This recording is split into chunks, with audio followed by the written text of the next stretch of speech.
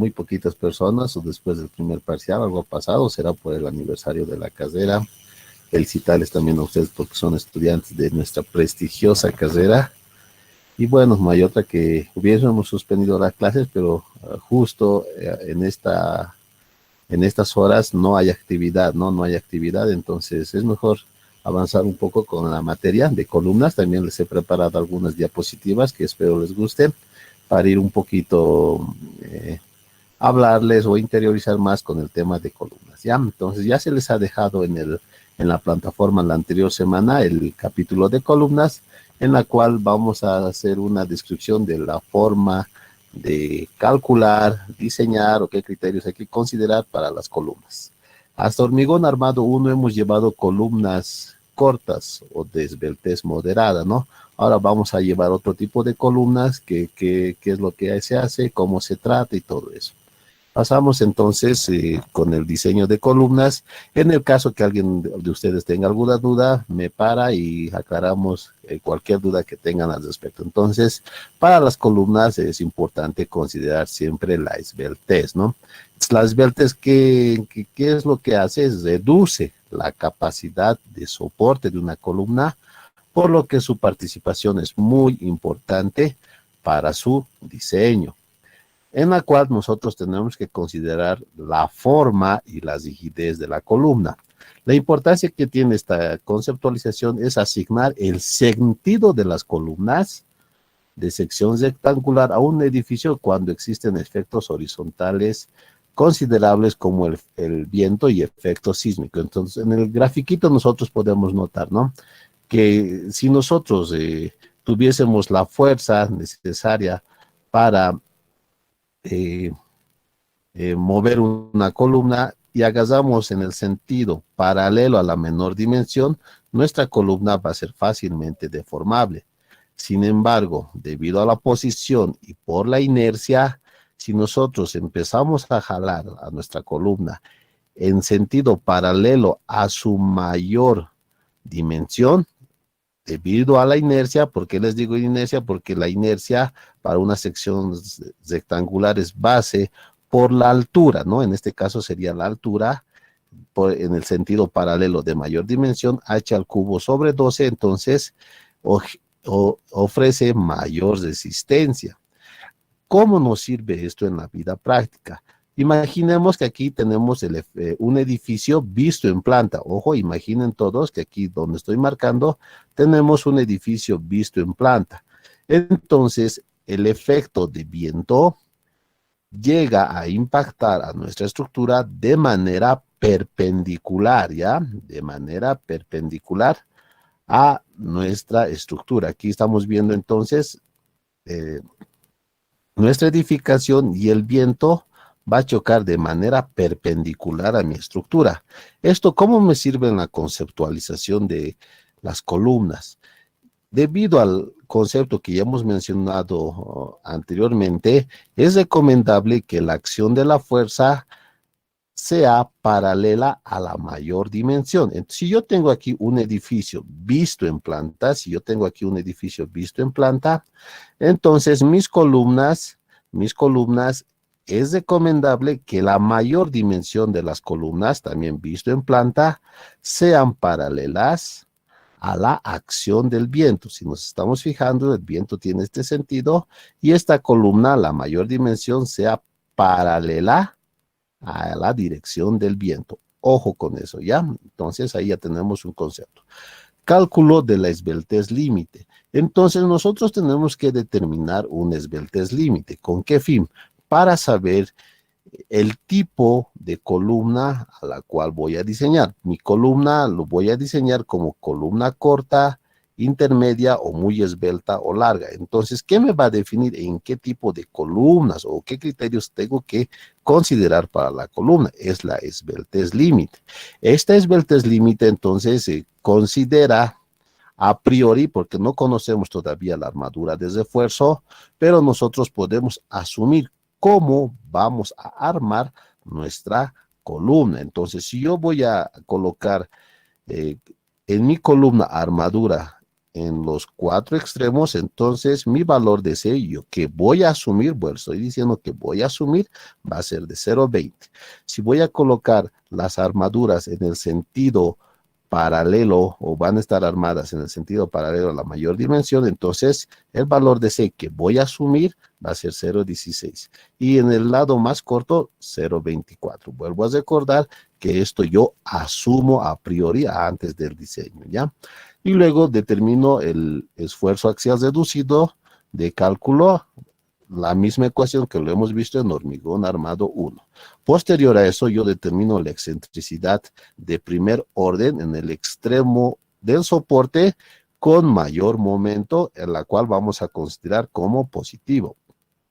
Luego determino la otra excentricidad, pero con el menor momento. Lo vamos a aclarar con un ejemplito y está muy detallado ahí, entonces más adelante vamos a ver dónde es el máximo y el menor momento. Posterior a eso, calculamos la altura, que obviamente se considera el canto de la sección en el plano de flexión considerado. Conociendo ya todos estos datos, yo ya voy a poder determinar mi esbeltez límite.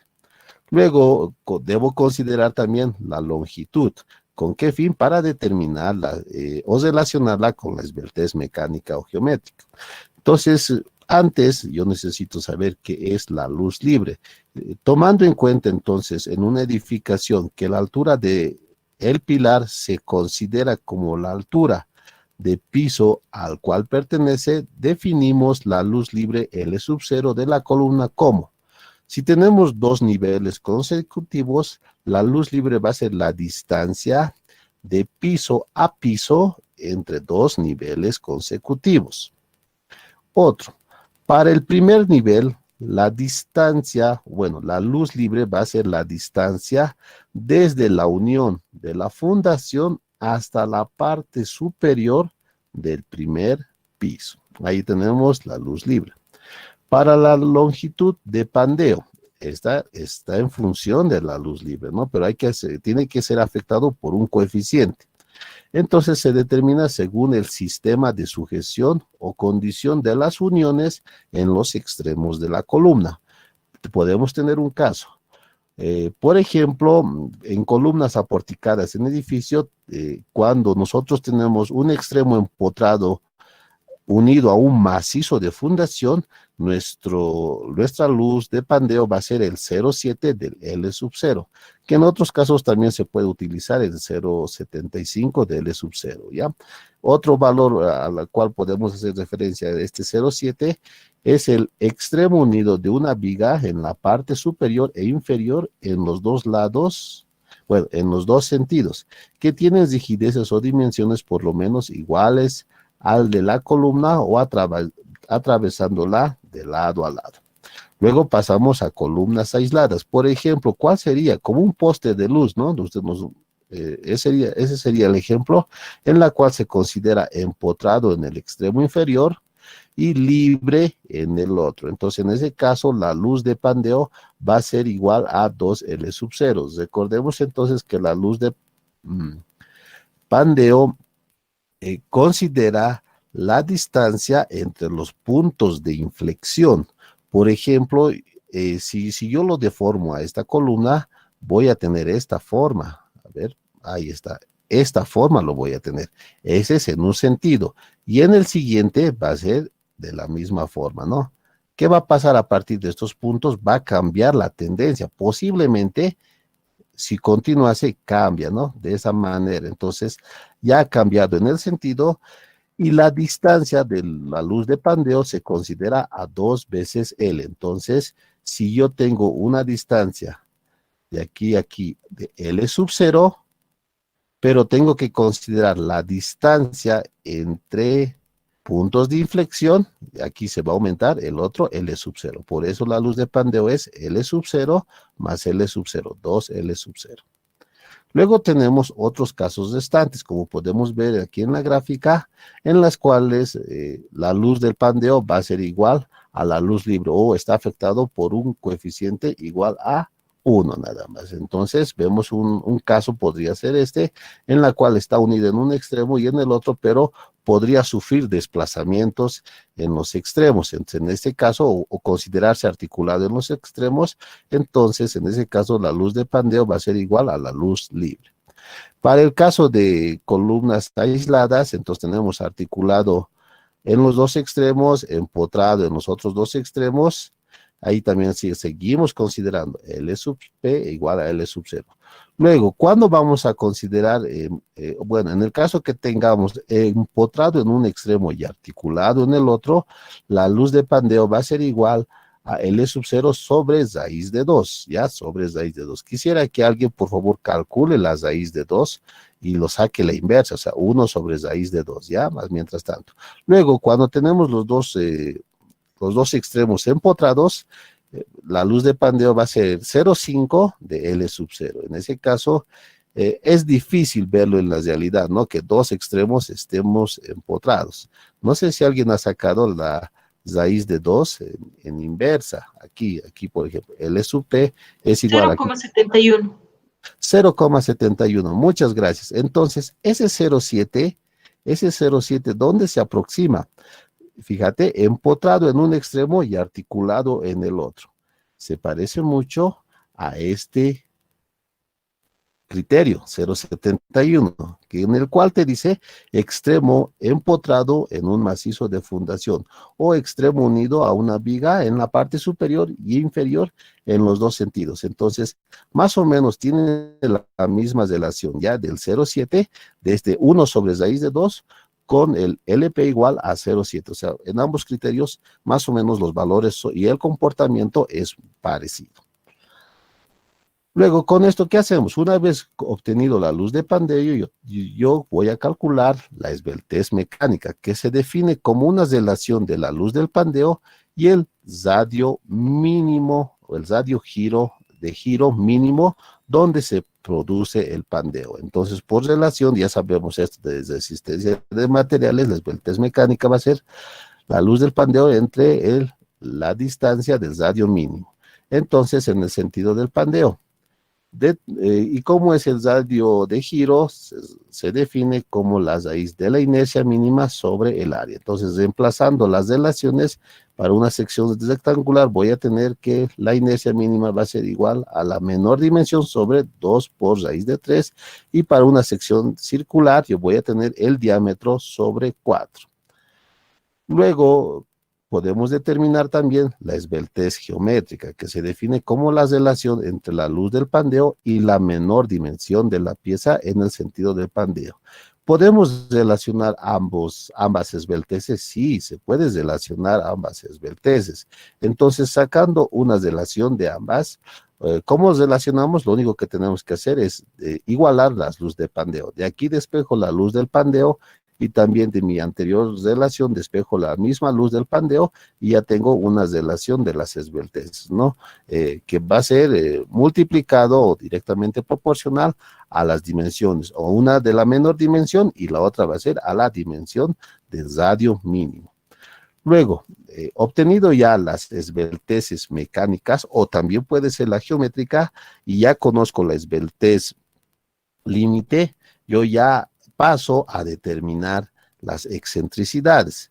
Entonces, en hormigón armado 1, yo ya he determinado una excentricidad mínima que tiene que ser menor o igual a la altura sobre 20 o 2 centímetros. También tengo una excentricidad solicitada que relaciona el momento flector sobre el esfuerzo normal, puede ser atracción o a compresión en el elemento. Luego tenemos la excentricidad de la sección, que va a ser igual a la altura menos quitándole la distancia en los recubrimientos sobre 2. Con esto ya yo puedo clasificar a mi columna. Entonces, ¿cómo la voy a clasificar? Yo voy a decir que la columna es corta cuando la esbeltez mecánica va a ser menor va a ser menor a la esbeltez límite. Entonces, cuando la esbeltez es corta, yo voy a tener que calcular por dos métodos. En hormigón armado 1 hemos llevado cuando la columna es confinada y la columna está o no es confinada. Entonces, en este caso voy a utilizar este método. Pero ¿cómo sé cuál? Entonces, ¿qué me va a diferenciar? ¿Qué método aplicar? La esbeltez mecánica. Cuando la esbeltez mecánica esté entre 0 y 17, ya corresponde a una columna confinada. O en otras palabras, cuando la esbeltez geométrica con la relación que hemos obtenido anteriormente esté entre 0 y 5, y yo voy a tener columna confinada, donde tengo compresión simple. En este diseño de columnas cortas, siempre vamos a tener compresión simple. Luego, en el caso que la esbeltez mecánica esté entre 17.5 y 35, yo voy a tener una columna sin confinamiento. Al hablar de columnas confinadas, estamos diciendo que sí o sí tenemos que hacer participar a los estribos. Los estribos juegan un papel importante en columnas confinadas. Y al decir columnas sin confinamiento, no significa que no necesite estribos, sino un estribo de mínimo, ya un estribo mínimo para que nuestra columna cumpla con el requisito o no sufra deformaciones laterales por el hormigón. Entonces, en este caso, la esbeltez mecánica está en 17.35 o la esbeltez geométrica entre 5 y 10. Ya la excentricidad de 0, entonces yo voy a tener compresión simple.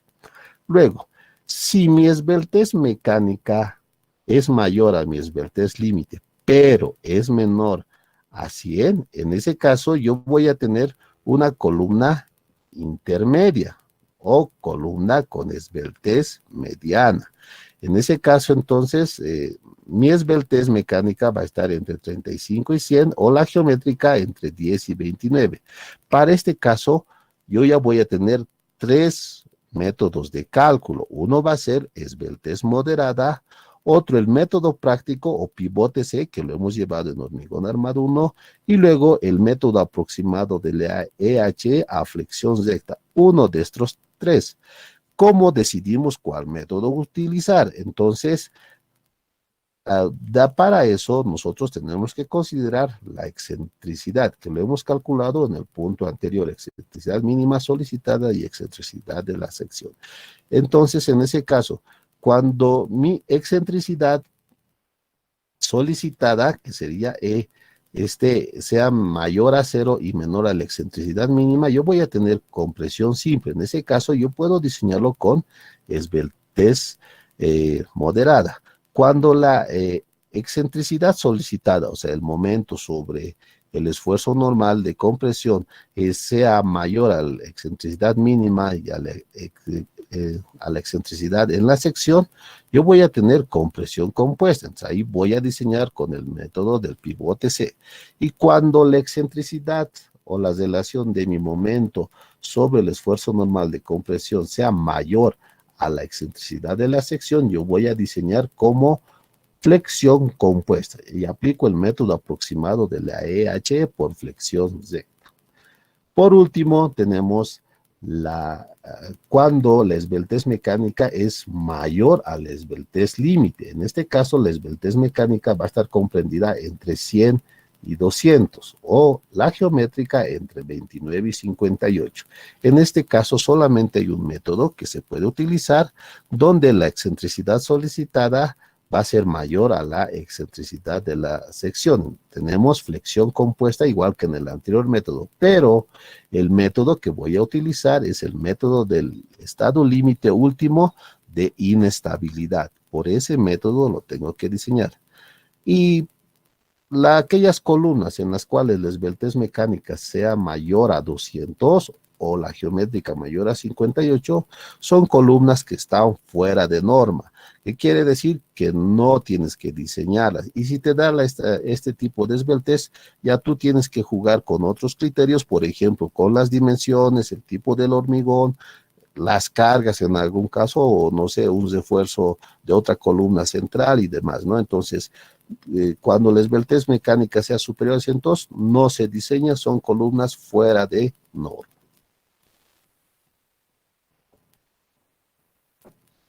Después tenemos las armaduras mínimas por cuantías mecánicas, que son las mismas que hemos llevado en hormigón armado 1. Para aceros de dureza natural, entonces va a ser igual al 0.05 del esfuerzo normal de compresión sobre el FYD, o también, ¿qué quiere decir? ¿No? El que nos han enseñado que la armadura de acero tiene que ser el 10% nada más del esfuerzo de compresión que está siendo sometido nuestra columna, ¿no? Y para el caso de columnas por cuantías geométricas mínimas, entonces tiene que ser el 0.04 o el 4 por mil del área de la columna.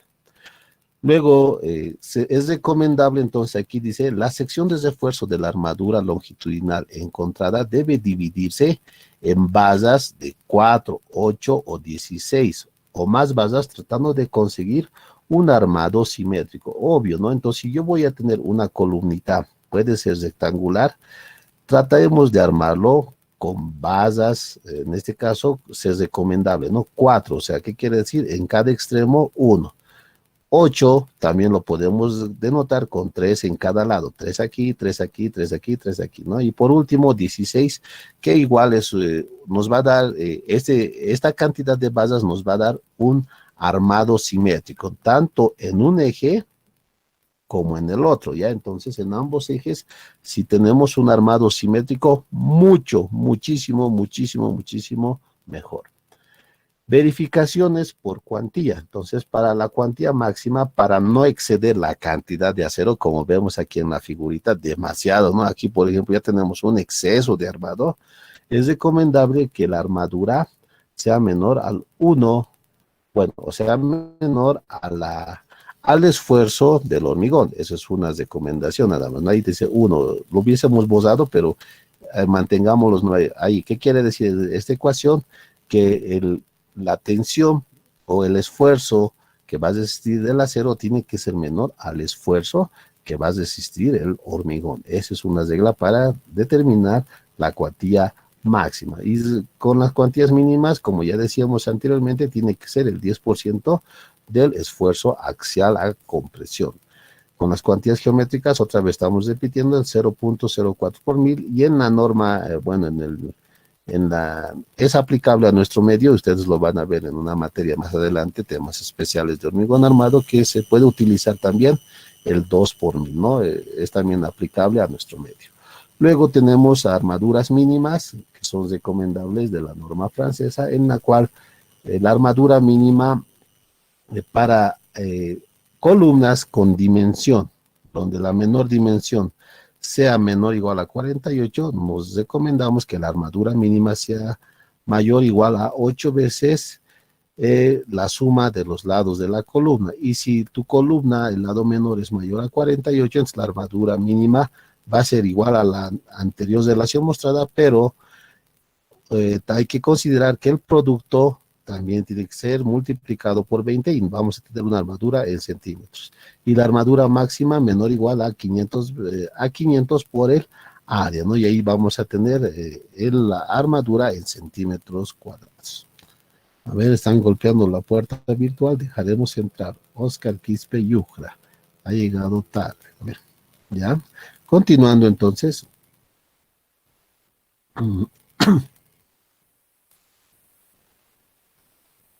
Para la armadura longitudinal. Está remarcado con azul algo importante, entonces leyendo rápidamente, esta armadura debe repartirse en forma simétrica, como estamos viendo aquí, ¿no? ¿Qué quiere decir simétrica?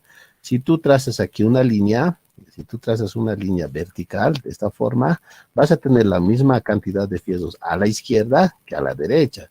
Y si yo trazo una línea horizontal, voy a tener la misma cantidad de basas en la parte superior y en la parte inferior. Siempre se debe armar las columnas de manera simétrica, es muy recomendable eso, ¿ya? Para asegurar la resistencia a flexión en las direcciones más desfavorables. Y aquí viene la recomendación que está en la gráfica. Cuando la separación entre basas sean mayores a 15 centímetros, o sea, cuando la distancia, estamos hablando de esta distancia, por favor, si lo ven aquí, cuando esta distancia sea mayor a 15 centímetros, todas las basas deben adiestrarse por armaduras transversales. ¿Qué quiere decir? Si esta distancia ves que es mayor a 15 centímetros, tú tienes que colocar o adiostrar las armaduras. ¿Cómo lo vamos a adiostrar? Pues yo tengo que colocar una armadura transversal, como están viendo ahí, ¿no? Esa armadura tengo que ir colocando. Hubiese sido interesante copiar esto. A ver, vamos a ver si se puede, si se puede. Ay, uy, no. No se va a poder copiar. Ya entonces, lo que estamos diciendo, si esta distancia es mayor a 15, tienes que repetir este armado a cada baza. Eso es muy recomendable.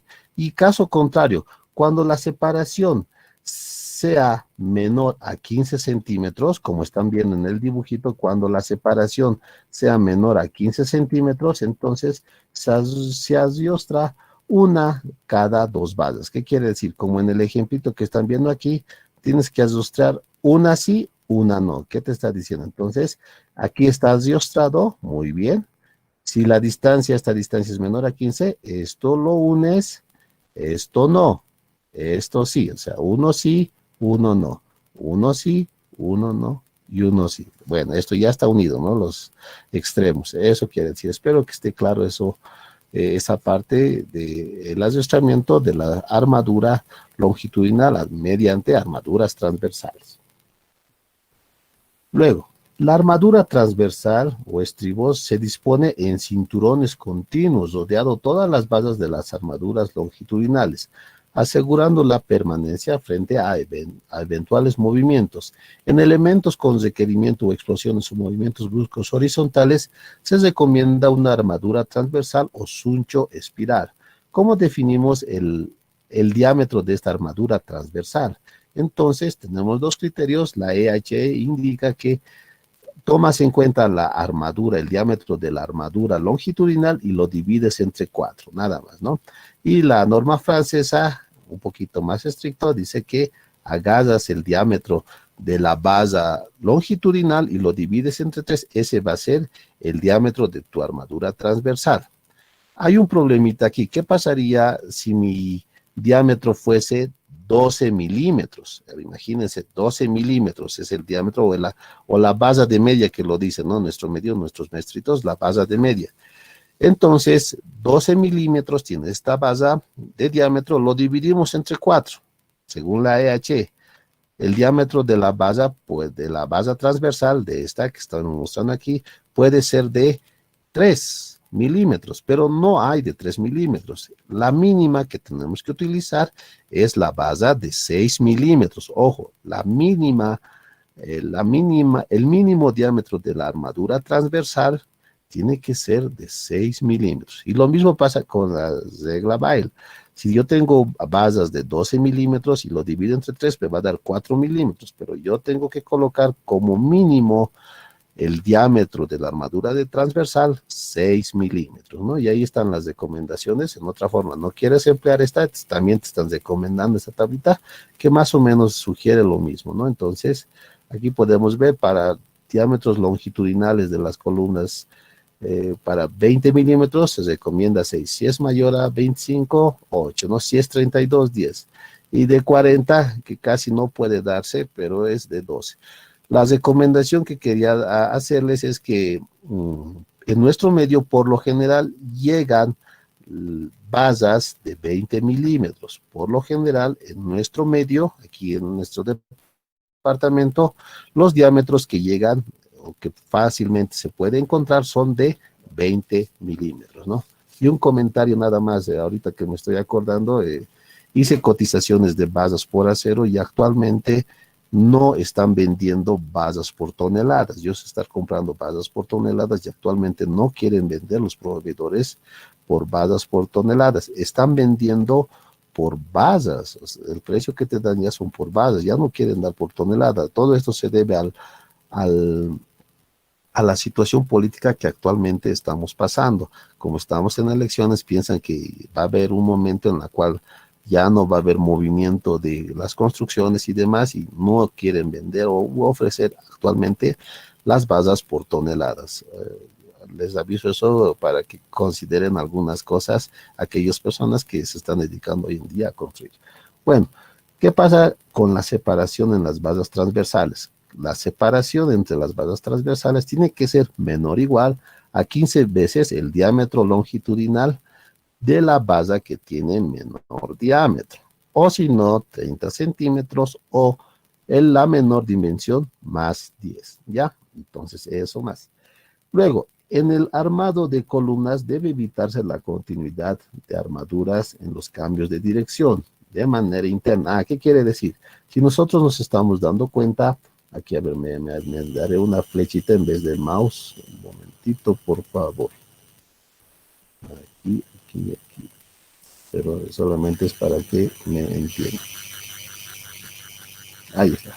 ¿Qué quiere decir continuidad? Entonces yo estoy viniendo con mi armadura transversal, llego a esta esquina y lo giro. No, eso está mal, ¿ya? Girar la base está mal. Ese armado no se hace. Si lo ves, lo tienen que volver a desatar, ¿ya? Entonces, ¿cuál es el armado correcto? Siempre colocar con estribos cesados. O sea, vienes aquí, ya no doblas a la izquierda, sino que tienes que continuar subiendo, tienes que subir, llegar, cesarlo y volverlo, ¿no? Y para el otro lado también, vienes, no tienes que bajar, sino tiene que ir de manera continua, en sí formar cuadrados nada más, ¿ya? Formar cuadrados. Entonces, esa es la recomendación. Y respecto al dibujito o al esquemita que ven, siempre los ganchos tienen que girar o cesarse. Estos ganchos tienen que ser cesados en columnas, tienen que ser cesados. ¿Eso por qué? Para evitar, nosotros sabemos que hace rato hemos hablado que nuestras columnas tienen que estar confinadas o bien aseguradas con la armadura transversal. Si lo dejan abierto, es una práctica de los maestritos que lo hacen, por lo general lo dejan abierto, tienes que observar o rechazar siempre las recomendaciones que los ganchos sean cesados, siempre cesados, y no lo dejen doblado a 90 grados, como ustedes lo han debido ver en algunos casos. Son errores que se producen y cuidado, ¿no ve? Aquí ya no está siendo confinado nuestro elemento y puede producirse expansión lateral en nuestra columnita. Ojo con eso. En una columna debe garantizarse la calidad de los encofrados, además de realizar el control de verticalidad del soporte, que no será superior a 1 centímetro o la luz libre sobre 500. Caso contrario, se debe reconstruir el elemento. Entonces, aquí también les estamos dejando unas disposiciones constructivas, que es lo mismo que se ha llevado en hormigón armado 1. Por ejemplo, en secciones rectangulares o cuadradas, ¿cuánto es el mínimo de basas? Es 4, ¿no? En secciones circulares, el mínimo de basas tiene que ser 6. Todo el diámetro de las basas mínimo, 12, y todo eso ya se lo ha llevado en hormigón armado. Entonces vamos avanzando poco a poquito y rápidamente. Si no tienen alguna duda del predimensionamiento o de los ejercicios de cómo se realiza el diseño en las secciones de hormigón. Predimensionamiento, como hemos dicho, la dimensión mínima de la columna tiene que ser de 25 por 25 si es sección rectangular o cuadrada, y de 25 si es sección circular en el diámetro, estamos hablando. Pero en nuestro medio, con la CBH 87, se sigue considerando 20 centímetros, ¿ya? Luego, las cuantías que ya le hemos mencionado anteriormente. Y aquí, ¿qué dice? Hay un avisito. En puntos donde se desea realizar el decremento de la sección, se recomienda, aquí no debía colocar eso, ¿no? Bueno, se recomienda que la variación de dimensiones sea de 5 centímetros, ya que con magnitudes mayores al indicado se incrementaría el diámetro de las basas del piso superior. Entonces, en una edificación, imagínense una edificación, las plantas bajas son las más gruesas, las más anchas. Las columnas en las plantas bajas son las más gruesas y anchas. Pero a medida que vamos a ir subiendo en nuestra edificación, en nuestra estructura, las columnas tienen que reducirse de tamaño. Las columnas se reducen, ¿no? Y la reducción hasta el último piso, por lo general, sabe ser 20 centímetros, ¿no? La columna del artesazo del último piso, por lo general, se toma como 20 centímetros. Entonces, esta reducción de dimensiones no tiene que ser muy amplia. Por ejemplo, no tiene que ser, tengo de inicio una columna de 40 por 40, planta baja, y para el siguiente piso lo voy a reducir a 30 por 30. Ojo, no, esta reducción tiene que ser cada 5 centímetros. Si la planta de abajo tiene 40 por 40 y ya quieres reducir a un nuevo nivel, tiene que ser la siguiente de 35 por 35, ¿ya? Ojo con eso. ¿Por qué? ¿Qué pasaría si yo los reduzco bruscamente de 10 centímetros? O sea, paso de 40 por 40 en el siguiente nivel que sea de eh, mi columna de 30 por 30. Lo que va a pasar es que si yo empiezo a calcular con mayor a 5 centímetros, aquí vas a tener tú una base, imagínate, una base. Bueno, imagínense, ahí están mis dos bases armadas o tres bases. Si este cambio brusco es mayor a 5 centímetros, o sea, si esto era 40 y ahora aquí voy a tener una columna de 30 por 30, vas a generar que arriba tengas armaduras más gruesas. Te va a salir que tienes que colocar armaduras más gruesas, más o menos así como lo estamos exagerando en la figura. Y esto no puede darse, o sea, no puedes colocar o tener un armado en las columnas inferiores con menor diámetro que las armaduras superiores. Entonces, para más o menos mantener la misma armadura, se recomienda que tu reducción sea de 5 centímetros. Ojo, si abajo ha sido 40 y arriba sea 35 por 35, entonces vas a tener un armado en la cual posiblemente vas a tener que utilizar el mismo diámetro de las armaduras en la parte inferior. Ojo con eso, ¿ya? Entonces, por eso es la recomendación de 5 por 5. Si tú le hubieses subido más este cambio brusco, obviamente te va a dar armaduras más gruesas y que no es recomendable de ninguna forma que tengas en el nivel superior de tu columna armaduras más anchas que en el nivel inferior. Para nada, ¿no? Tiene que ser mejor al revés. La armadura en los niveles superiores de las columnas tienen que reducirse y no volverse más gruesas. Ojo con eso. Columnas cortas. Vámonos entonces al primer caso de columnas cortas. Esto ya lo hemos visto en hormigón armado 1, entonces serán consideradas columnas cortas cuando la esbeltez mecánica va a ser igual a la menor a la esbeltez límite. Y en secciones rectangulares tenemos la relación, ¿no? Entre 0 y 35, y si es geométrica en 0 y 10. Y para circulares, entre 0 y 35. Entonces, cuando la esbeltez mecánica es menor a 35, no es preciso realizar la comprobación en estado límite de inestabilidad. Y luego, estas columnas se pueden diseñar como columnas sin o con confinamiento. Entonces, si es menor a 5, según Jiménez Montoya, que la columna sea diseñada como confinada. Y si es mayor a 10, la columna que sea como columna sin confinamiento o sin sunchado. Este tipo de columnas atraen mayores fuerzas horizontales, mucho más que las largas, las cuales se presentan en los siguientes casos. ¿Cuándo vamos a tener este tipo de columnas cortas? En terrenos inclinados, donde la columna están unidas a las fundaciones, en edificios que llevan mezanines y comparten un piso entre dos regulares, en columnas de plantas bajas, las cuales restringen el movimiento con ayuda de las paredes compuestas por bloque. Entonces, ¿cómo infiere esto? Por ejemplo, yo aquí, ¿por qué voy a tener una columna corta? Si no existiesen aquí estas vigas, yo tendría una columna, bueno, depende las dimensiones para calcular su esbeltez, pero sería intermedia o larga. Ahí está, intermedia y larga. Pero como yo tengo una viga, o puede ser un mezanín aquí, en el intermedio, entonces mi longitud se reduce. Entonces, esa reducción hace que se vuelva columna corta.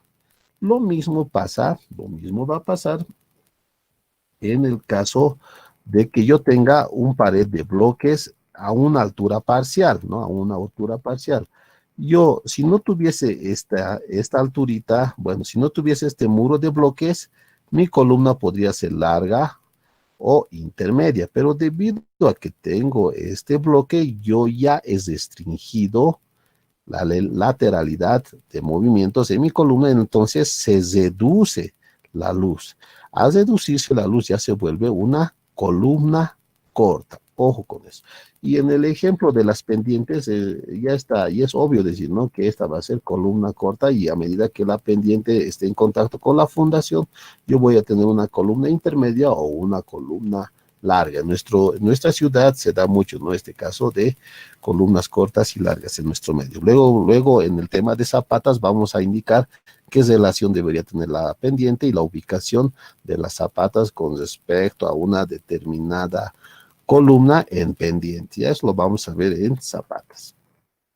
Entonces, para las columnas no confinadas, yo necesito obtener el área del hormigón, hago una relación entonces del esfuerzo axial con el esfuerzo último, considero un factor de mayoración, no de mayoración, sino de mayoración, y luego determino el esfuerzo último, ¿no? Esto ya lo hemos llevado en hormigón armado 1, ahí ya les dejo el ejemplo, y luego tenemos las columnas sunchadas, que quiere decir que sí o sí yo tengo que llevar estribos en mis columnas. Entonces aquí ya les dejo las relaciones en las cuales con el mismo criterio se comparan el esfuerzo solicitante con el esfuerzo último, se toma en cuenta un coeficiente de mayoración, la cual afecta a la carga característica. Recuerden que en estos dos tipos solamente tenemos compresión simple, ¿no? Solamente hay compresión simple, que quiere decir que no vamos a tener un momento flector, no participa el momento flector.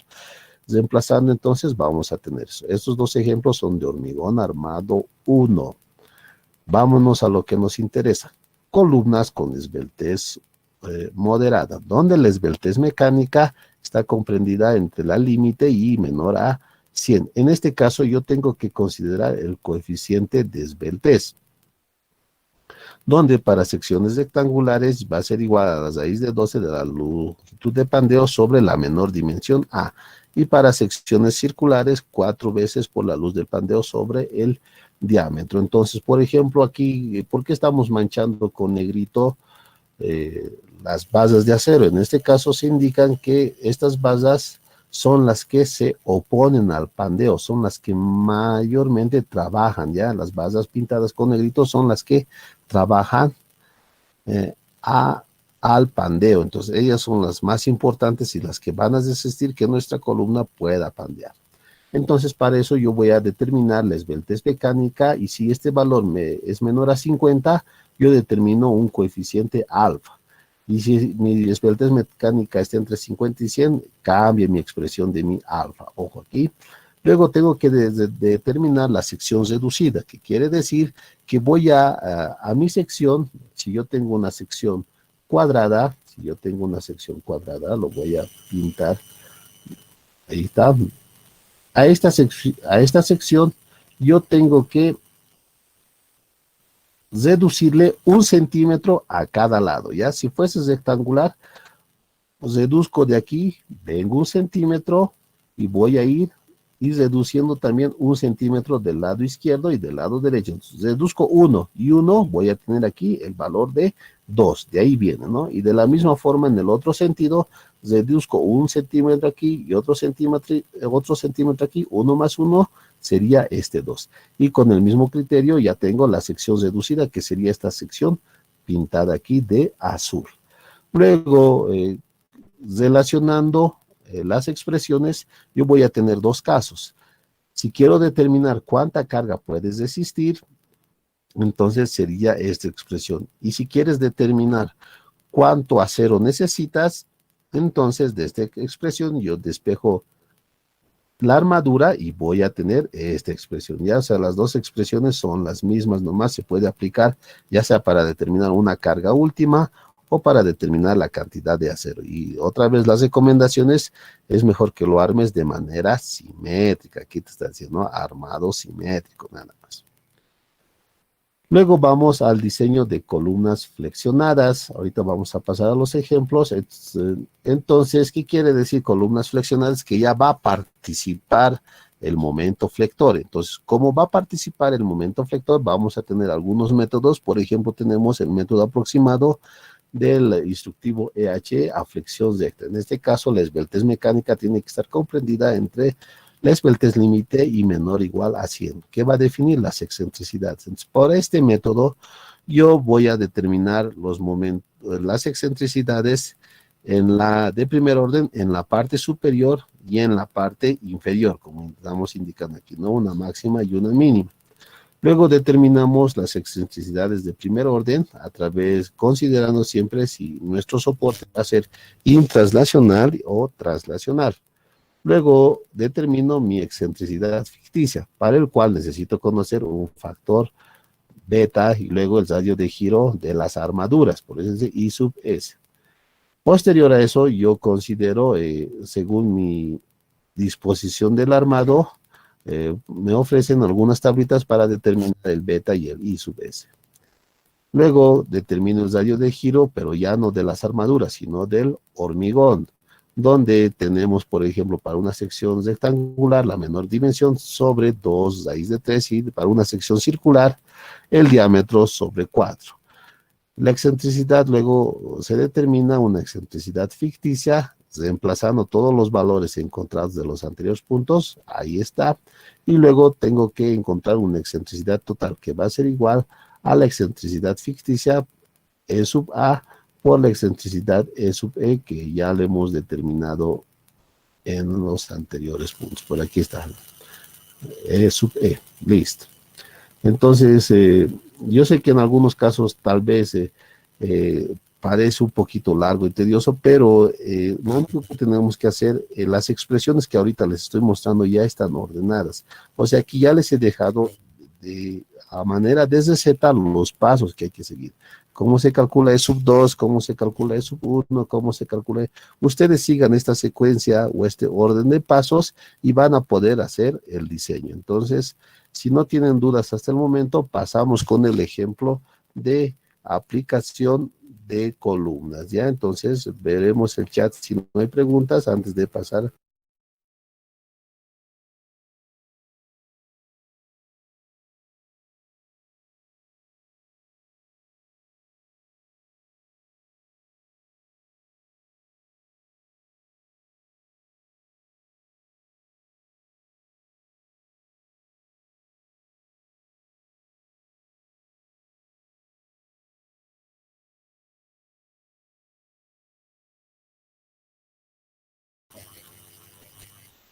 Entonces, continuamos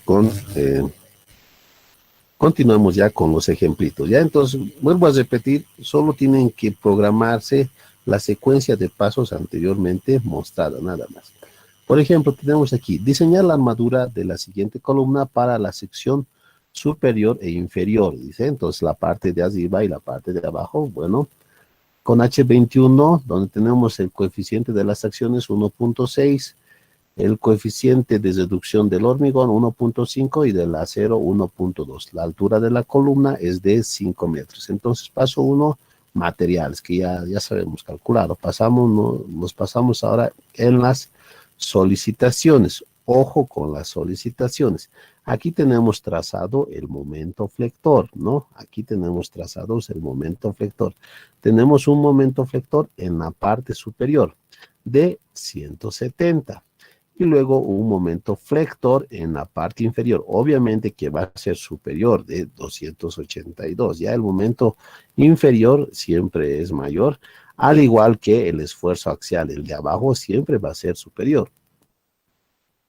Entonces determinamos las solicitaciones al pie de la columna. ¿Cuál va a ser de mi gráfica, cuál va a ser el punto más desfavorable? Aquí no, porque aquí yo tengo una menor carga, pero en la parte inferior se va a producir el mayor esfuerzo. ¿Por qué? Porque va a tener que aguantar el peso propio de la columna y como vemos el diagrama de momentos tiene mayor magnitud en la parte inferior. Entonces, ¿cómo determinamos al pie de la columna el factor de mayoración? Por el esfuerzo característico. Entonces, el esfuerzo característico va a ser aquí el peso de la columna más la carga que tenemos, 375. Aquí está, 375 más el peso propio de la columna. Y ahí yo he encontrado mi esfuerzo de diseño en estado límite último, ya mayorado. Ya entonces ya tengo esos valorcitos y ahora identifico nada más los momentos. Hemos dicho aquí que tenemos un momento de 170 en la parte superior y un momento en la parte inferior de 282. Y aquí está, solamente he identificado nada más, ¿ya? Ahora analizaré las propiedades geométricas. Por lo general, o lo importante es ya determinar las excentricidades.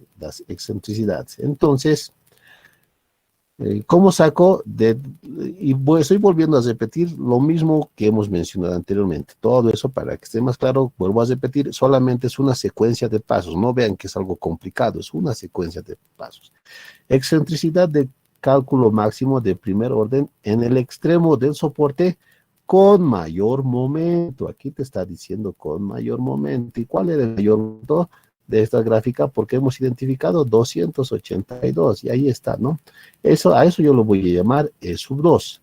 Luego calculo excentricidad de la armadura con el menor momento. El menor momento, ¿cuánto era? De aquí identificando 170. ¿Han visto que no era tan complicado? Y eso divido en el esfuerzo axial y ya tengo la excentricidad E sub 2, E sub 1. Entonces, asumiendo una estructura traslacional para soportes traslacionales, voy a tener que la excentricidad E sub E y es igual a la excentricidad E sub 2. En este caso, no sé si la columna es intranslacional y traslacional. Entonces, nosotros lo vamos a considerar traslacional, ¿ya? Entonces, esa recomendación también había que darse. Luego calculamos la excentricidad ficticia. Entonces, yo aquí tengo que, ¿cómo voy a armar mi columna? Entonces, ¿se recuerdan? Para determinar un valor de beta y un radio de giro y sub C, yo tengo que decir, voy a armarlo de manera simétrica. Mi armadura yo tengo que considerar de manera simétrica, pero en este caso, como estamos viendo que tenemos un momento flector en ambos lados. Entonces, según el diagrama de momentos, el mayor momento es de 282, que podría estar ahí está. Entonces, voy a tener tú que colocar armadura, a ver, aquí lo voy a trazar, ahí está, en este costado, y la otra armadura en el otro costado. Entonces, esta va a ser la forma para resistir este momento, si te estás dando cuenta. Este momento va a producir que yo tenga, y como es columna, tiene que tener la misma armadura en este sentido y la otra armadura en ese sentido. Si tú te fijas, ¿cuál cumple? Entonces va a ser este. Por el sentido del momento, beta va a ser igual a 1. Entonces, ahí está, beta va a ser igual a 1. Ahí está. Y el radio de giro, como es sección rectangular, va a ser la inercia sobre el área. Entonces ya hemos calculado la inercia, que sería B por H al cubo sobre 12, ahí está. Entonces, considerando siempre la dimensión, ¿no? La cual vamos a determinar, y el área, entonces B por H, y ahí tenemos la relación. Luego, la luz de pandeo. La luz de pandeo, en el caso más desfavorable, estamos asumiendo el de 0,75, dice, ¿no? Ahí dice. Aquí estamos aclarando, a falta de datos de la vinculación, no te decían si arriba está articulado o empotrado. Entonces podemos asumir que tiene sus extremos unidos a pi, la parte superior, y por esa razón estamos considerando 0,75. Luego calculamos la excentricidad ficticia, como ya conocemos los anteriores parámetros, y empezamos a reemplazar datos, y yo voy a tener mi excentricidad ficticia de 4,74. Luego, la excentricidad total, que va a ser la suma de la excentricidad ficticia con la excentricidad E sub E. Sumando, ya tengo 49,232. Luego, ¿qué hago? Hasta aquí ya he determinado las excentricidades. Ahora me falta determinar o verificar la inestabilidad.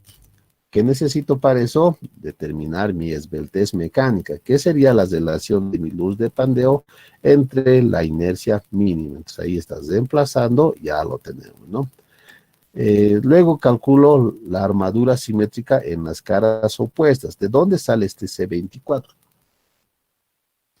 Otra vez les decía anteriormente que yo asumo el armado. ¿Cómo lo voy a armar? Entonces ese C24 viene de aquí, da luz, debe estar arriba, ¿no? C24, arriba. Todo ese procedimiento estoy calculando para determinar la esbeltez mínima, nada más. Este es esbeltez mecánica. Ahí está, ¿no? 0.24, ahí está, ¿no? El tipo de armado, ahí está. De ahí estoy considerando en el sentido del pandeo, ojo, en el sentido frente al pandeo, eso quisiera que se recuerden, 0.24. Entonces de ahí estoy colocando. No se fijen en la forma, sino en el sentido de pandeo de la columna. De ahí sale este 0.24. Esto yo lo estoy asumiendo, ¿no? Porque todavía no sé la disposición que voy a tener, pero estoy asumiendo que va a tener una base en un costado y en el otro, pero en el sentido del pandeo. Luego calculo esfuerzo reducido axial para una estructura traslacional. La relación de E1 sobre E2 va a ser igual a 1 y calculo mi esbeltez mecánica. Mi esbeltez mecánica me da 35.87. Comparándolo, sí, comparando la esbeltez con la esbeltez límite, la esbeltez mecánica es mayor a mi esbeltez límite y menor hacia el diseño que tengo que realizar es por la EH, flexión compuesta recta. ¿A qué me estoy refiriendo con flexión compuesta recta? Es lo que yo he aprendido en hormigón armado 1, con la consideración de que el momento flector va a ser igual al esfuerzo axial multiplicado por esta excentricidad total, por esta excentricidad. Para eso me sirve esta excentricidad. Entonces, como yo ya tengo el esfuerzo axial, ahí está, de 635, entonces, ¿qué hago? ¿Cómo voy a obtener su momento flector? Fácil, multiplicando este por la excentricidad total. Y aquí está mi momento flector, ¿ya? Entonces, aplicando el teorema de Ehlers, como hemos aprendido en hormigón armado 1, ya tengo mi momento de diseño, 379. Entonces, aquí está otra vez mi esquemita, ya lo tengo aquí, mi esquemita ya está aquí. Entonces, determino sus deformaciones y sus tensiones, que me da 4.16666. Aquí, ¿qué nos dice? Ustedes saben que el diseño de columnas, otra vez estamos repitiendo, tiene que ser simétrico. ¿Qué quiere decir simétrico? La misma base aquí, debido al momento flector y por el esfuerzo de compresión, tiene que ser igualito aquí abajo, ¿ya? Aquí, ojo, considerando el esfuerzo, vuelvo a repetir, considerando el esfuerzo deflector, aquí está, porque voy a diseñar la flexión. Esta base de aquí tiene que ser la misma de abajo. ¿Y con qué método yo en hormigón armado determinaba la misma cantidad de bases arriba y abajo? Era diseñando con armadura simétrica, ¿se recuerdan? Esa es la aplicación que yo lo voy a dar en columnas, ¿ya?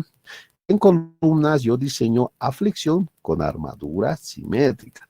Entonces, una ventaja diseñar armadura simétrica es considerar el bloque de compresión del hormigón rectangular.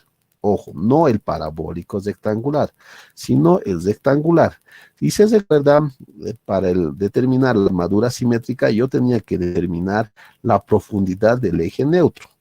¿A través de qué? De un factor alfa, ¿no ve? Entonces yo tenía que ir tanteándome, bueno, así les ha debido explicar en hormigón armado 1, yo tenía que darme valores iterativos de alfa hasta equilibrar la armadura de un extremo con el otro. Y ahí cuando iteraba distintos alfas y había equilibrio de las armaduras, ese era mi alfa correcto.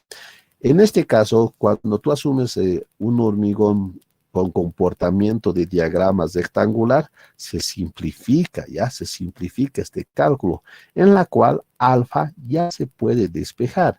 Y la ecuación de alfa despejada es esta, presento aquí, ya está despejado esta ecuación, ¿ya? Entonces, como ya está despejado, reemplazo los valores y en esfuerzos de compresión el n se coloca negativo, que quiere decir está comprimiendo. Y este va a ir simplificándose con este signo negativo que tenemos aquí, que ha sido ya despejado. Entonces ahí yo voy a tener el valor de alfa que me sale 0.3521. Ahí está. Entonces ahí ya tengo 0.3521. Reemplazando en las mismas ecuaciones de flexión que hemos llevado en hormigón armado 1, ya tengo el momento de compresión, lo que va a resistir el momento de compresión. Y como yo ya sé que va a ser armadura simétrica, tengo que calcular la armadura en la parte superior e inferior. Entonces, ahí ya lo tenemos, la armadura en la parte de compresión. El momento voy a tener de 253.821. Entonces, calculo la armadura de compresión a S sub 2 en la parte de compresión, y como es armadura simétrica, tiene que ser igual a la armadura a S1. De aquí voy a tener que el valor me sale alto, ¿sí? 29.01. Entonces, armándolo va a ser con 4 basas phi de 32, porque es alto esta cantidad de basas. Y como tiene que ser de manera simétrica, aquí está 432 en un extremo y 432 en el otro extremo. Entonces, la dimensión también es gigante, si nos damos cuenta, ¿no? De 70 por 25. Y ahí vamos a determinar, bueno, el esquema de armado que ustedes ya lo están viendo en la figurita. Y aquí hay una notita más antes de pasar al otro punto. En el caso de diseñar la columna como viga flexionada, sin considerar el efecto de la esbeltez, la armadura simétrica es menor, como 25.57 en cada cara, a la obtenida, no estando del lado de seguridad. Entonces, ¿qué quiere decir? En este caso, si nosotros hubiésemos diseñado solamente como flexión, sin considerar la armadura simétrica, tú solamente diseñarlo como flexión, a ver si lo haces a manera de practicar hormigón armado 1 sin considerar armadura simétrica, te va a dar aquí entonces solamente como flexión 25.57, ¿no? Pero nosotros ya como armadura simétrica hemos determinado un valor mayor de 29. Entonces, ojo con eso, ¿no? Y ya es 4 centímetros cuadrados. Entonces, más o menos en equivalente en basas, estaríamos quitándole 4 basas, ¿no? Si nos damos cuenta, 4 basas de 12, 4 basas de media le estaríamos quitando si asumíamos como flexión simple. ¿Alguna pregunta hasta aquí?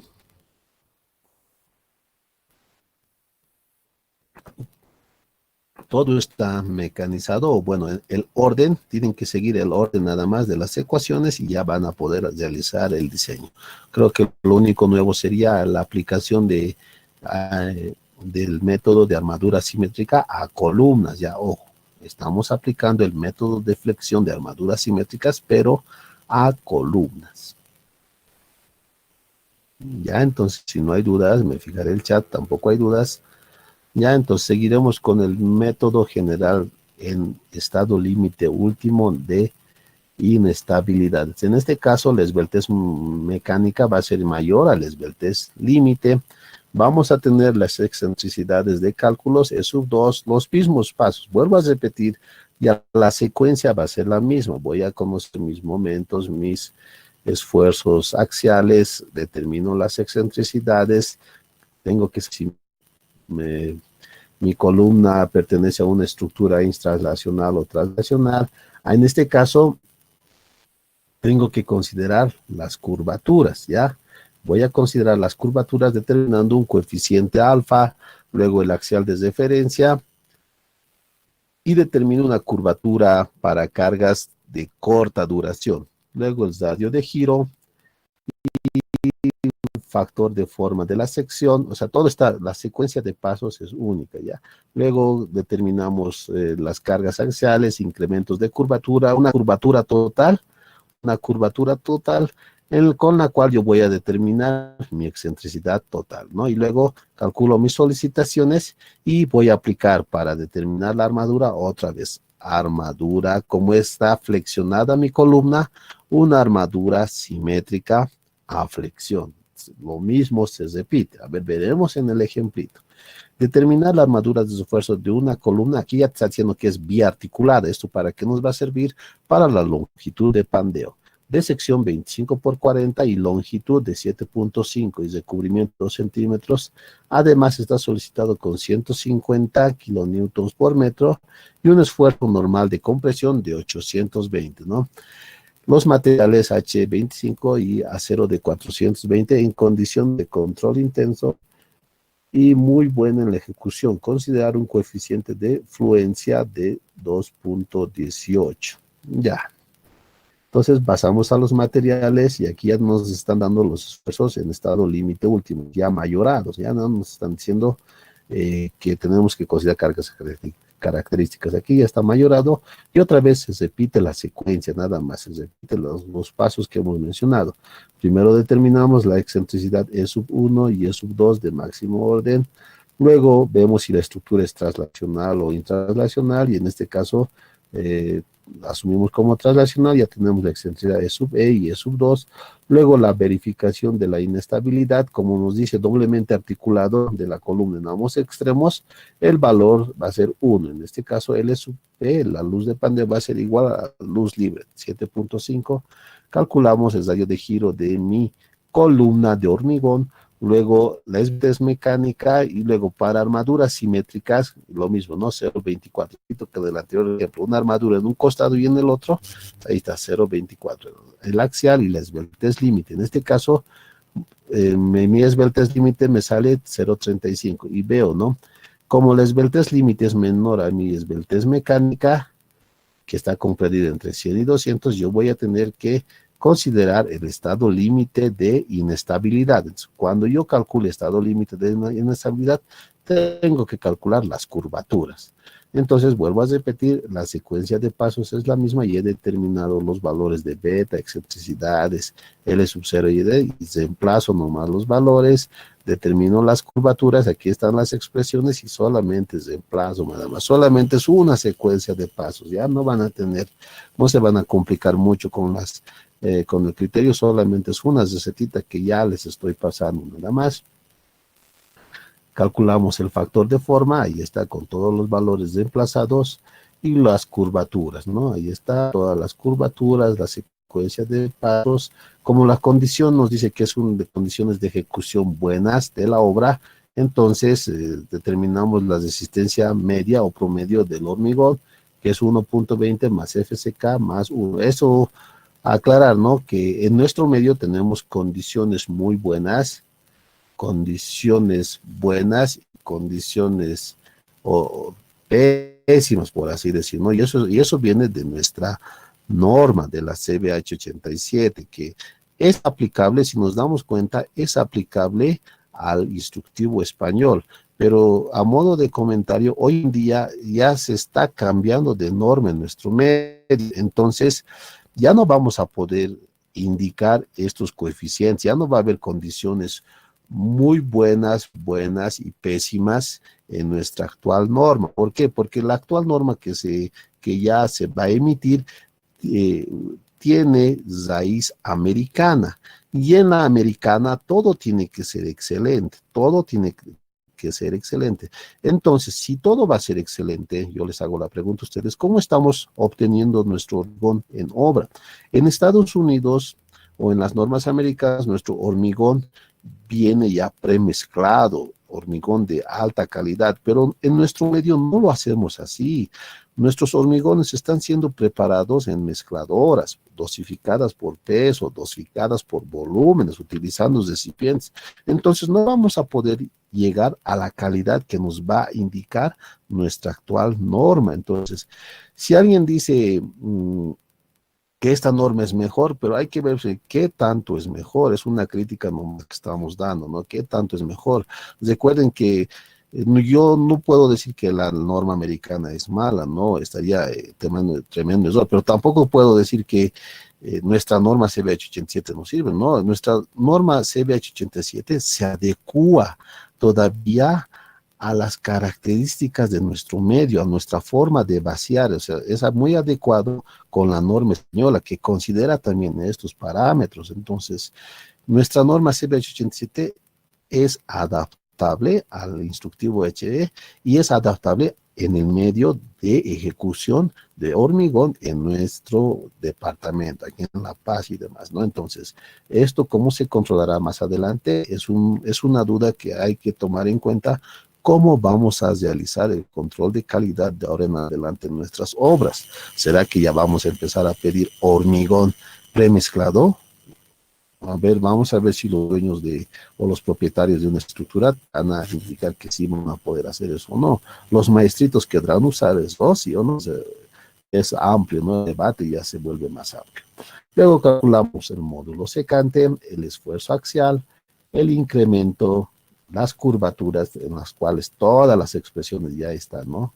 Todo. Este phi, por si acaso, phi de la fluencia 2.18 es dato, ¿no? Entonces, ustedes han llevado en hormigón armado 1 de tracción y fluencia, y de ahí sale este valor phi, ya cómo se calcula y todo eso, de ahí sale. Entonces, calculamos las excentricidades totales, la excentricidad que esté en función de la curvatura, y ahí está, ¿no? Entonces, vuelvo a repetir, todo este paso es una secuencia de pasos que hay que seguir, nada. Eh, entonces, en el diseño de la armadura, el mismo criterio del anterior. Yo ya conozco el esfuerzo axial. ¿Cómo voy a obtener el momento? A este esfuerzo axial tengo que multiplicarle mi excentricidad total. Entonces, ahí multiplicando ya tengo mi momento en un extremo, y ahora determino por el teorema de Ehlers mi momento de diseño. Aquí está mi momento de diseño. Y en este caso, a diferencia del otro problema, mi esfuerzo axial está actuando en el sentido de mayor dimensión. ¿Cuál la diferencia con el otro problema? Si te das cuenta, con el otro problema tenías un diagrama de momento que tenías que respetar.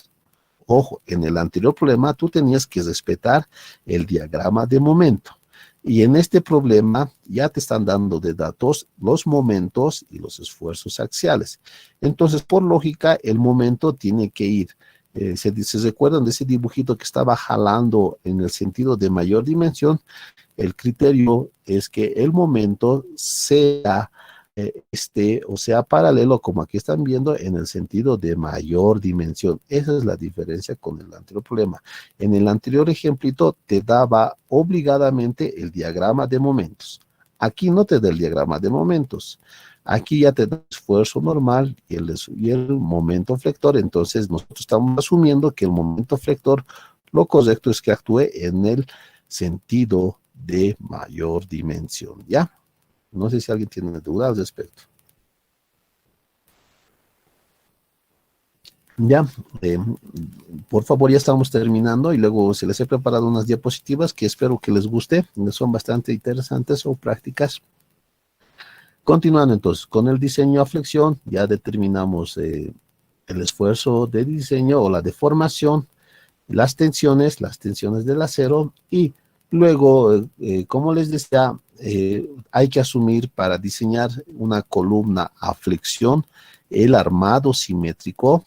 Se asume que el esfuerzo de bloque de compresión tiene que ser rectangular. ¿Con qué fin? Para que nosotros podamos despejar de la ecuación de equilibrio el valor de alfa, y despejado te sale esto, ¿no? Entonces ahí está, y para esfuerzos de compresión el signo es menos, porque es compresión, y ese menos a simplificar con este menos, entonces ahí yo voy a tener un valor de alfa de 0.64737. Y uno va a decir, no, uno se va a recordar, pero el alfa es alto, y este alfa está, pues, supera al dominio 3 límite,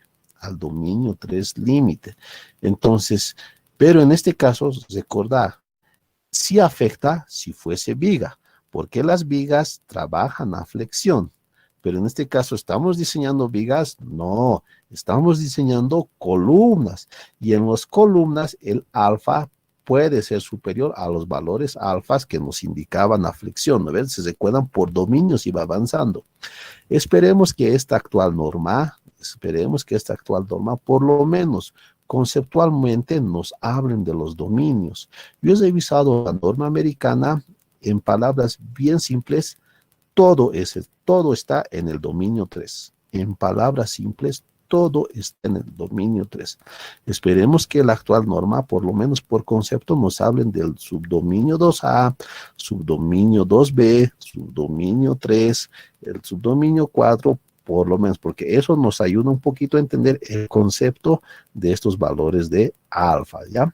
Entonces calculamos el momento límite a compresión, luego el incremento del momento en la armadura de compresión, y la armadura, como hemos visto en la armadura simétrica en hormigón armado 1. Entonces, esta armadura, al calcular el alfa, obvio nos va a dar la armadura AS1 igual a AS2. Entonces, Por el sentido me va a dar 3 phi de 25, ahí está. Como es simétrico, 3 phi de 25 arriba, 3 phi de 25 abajo. Y si te recuerdas, la distancia mínima entre bases, ¿cuánto tendría que ser? 35 centímetros. La distancia entre bases debería ser 35 centímetros. Esta distancia tiene que ser 35 centímetros. Entonces, en este caso, nos va a dar una distancia mayor. Como nos va a dar una distancia mayor, yo tengo que colocar unas bases intermedias. Para mantener la simetría, es recomendable entonces que estas bases intermedias tengan el mismo diámetro de las otras bases. Entonces, si te das cuenta, ya lo tengo aquí, un armado simétrico. Ya he logrado determinar un armado simétrico. Entonces, aquí ya te muestro el esquemita y no sé si hasta aquí tiene alguien alguna duda y pasaríamos a las diapositivas en el caso que no tuviese ninguno de ustedes ninguna duda.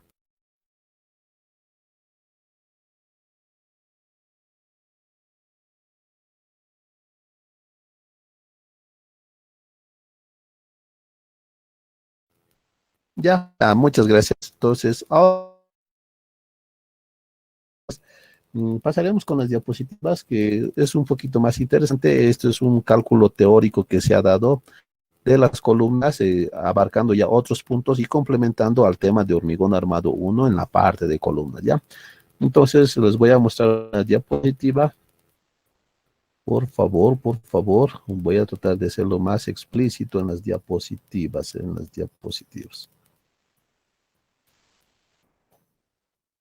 Ujú. Un momentito.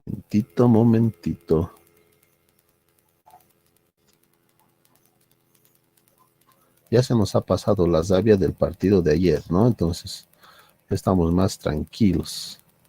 ¿O no? Ahí está. Ahorita va a aparecer. Seguro ya apareció. Entonces, a continuación les voy a mostrar algunas recomendaciones con respecto a columnas. Son algunas imágenes vistas en nuestro vídeo y en algunos otros puntos. Algunos tienen su ubicación más o menos en dónde está el tipo de obra. Yo les voy a indicar, en las cuales he ido trabajando, he ido viendo y he sido residente, supervisor y todo eso. A ver, les iré mostrando. Ya lo ven la diapositiva, ¿no ven? Entonces, o algunas recomendaciones para las columnas. El acceso para vehículos. Entonces, nosotros sabemos que en algunos casos voy a tener una columna en un extremo y una columna en el otro. Ya, entonces la distancia de columnas muchas veces no tiene que interferir el paso, en especial en las calles de los vehículos. Y si nos fijamos aquí en la imagen, me pondré mi apuntador un momentito, por favor. Está mi puntero. En algunos casos yo tengo que hacer pasar un vehículo por una puerta. Y al lado de las puertas, como ustedes ven, este es un coliseo, por si acaso, es un coliseo en la cual yo era residente. Entonces hay que considerar mucho la distancia. En este caso, por situaciones arquitectónicas, se les recomienda que esta distancia sea de 3. En otras palabras, la separación entre los paramentos de la columna tienen que ser mínimo 3 metros. Si es más, mucho mejor, ¿no? Si es más, muchísimo mejor, pero como mínimo la distancia entre paramentos de una columna a otra columna tiene que ser esto. ¿Con qué fin? Para que pueda pasar por dos ventajas.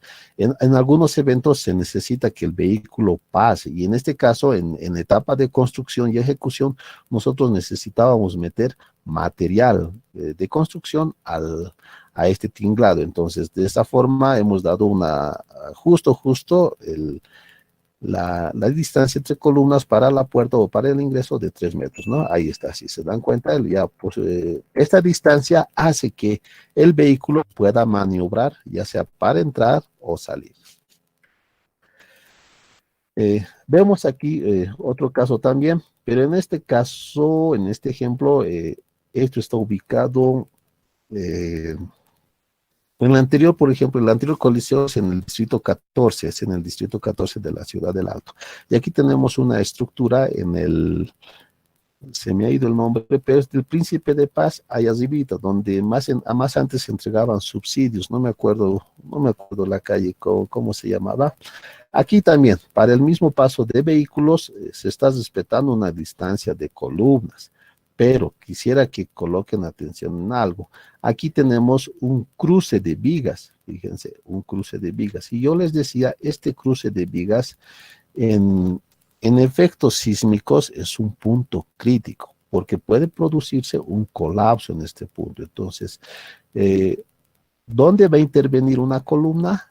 Tiene que intervenir en este punto de cruce de vigas, ¿ya? Entonces aquí debería existir una columna. Entonces, si vas a tener un cruce de vigas, es mejor que tengas un columnas, y si va a haber un paso de vehículos, también, ¿no? En este caso, si hubiésemos colocado una columna en esta parte, no hubiese interferido para nada el paso de vehículos. Aquí tenemos la armadura de espera.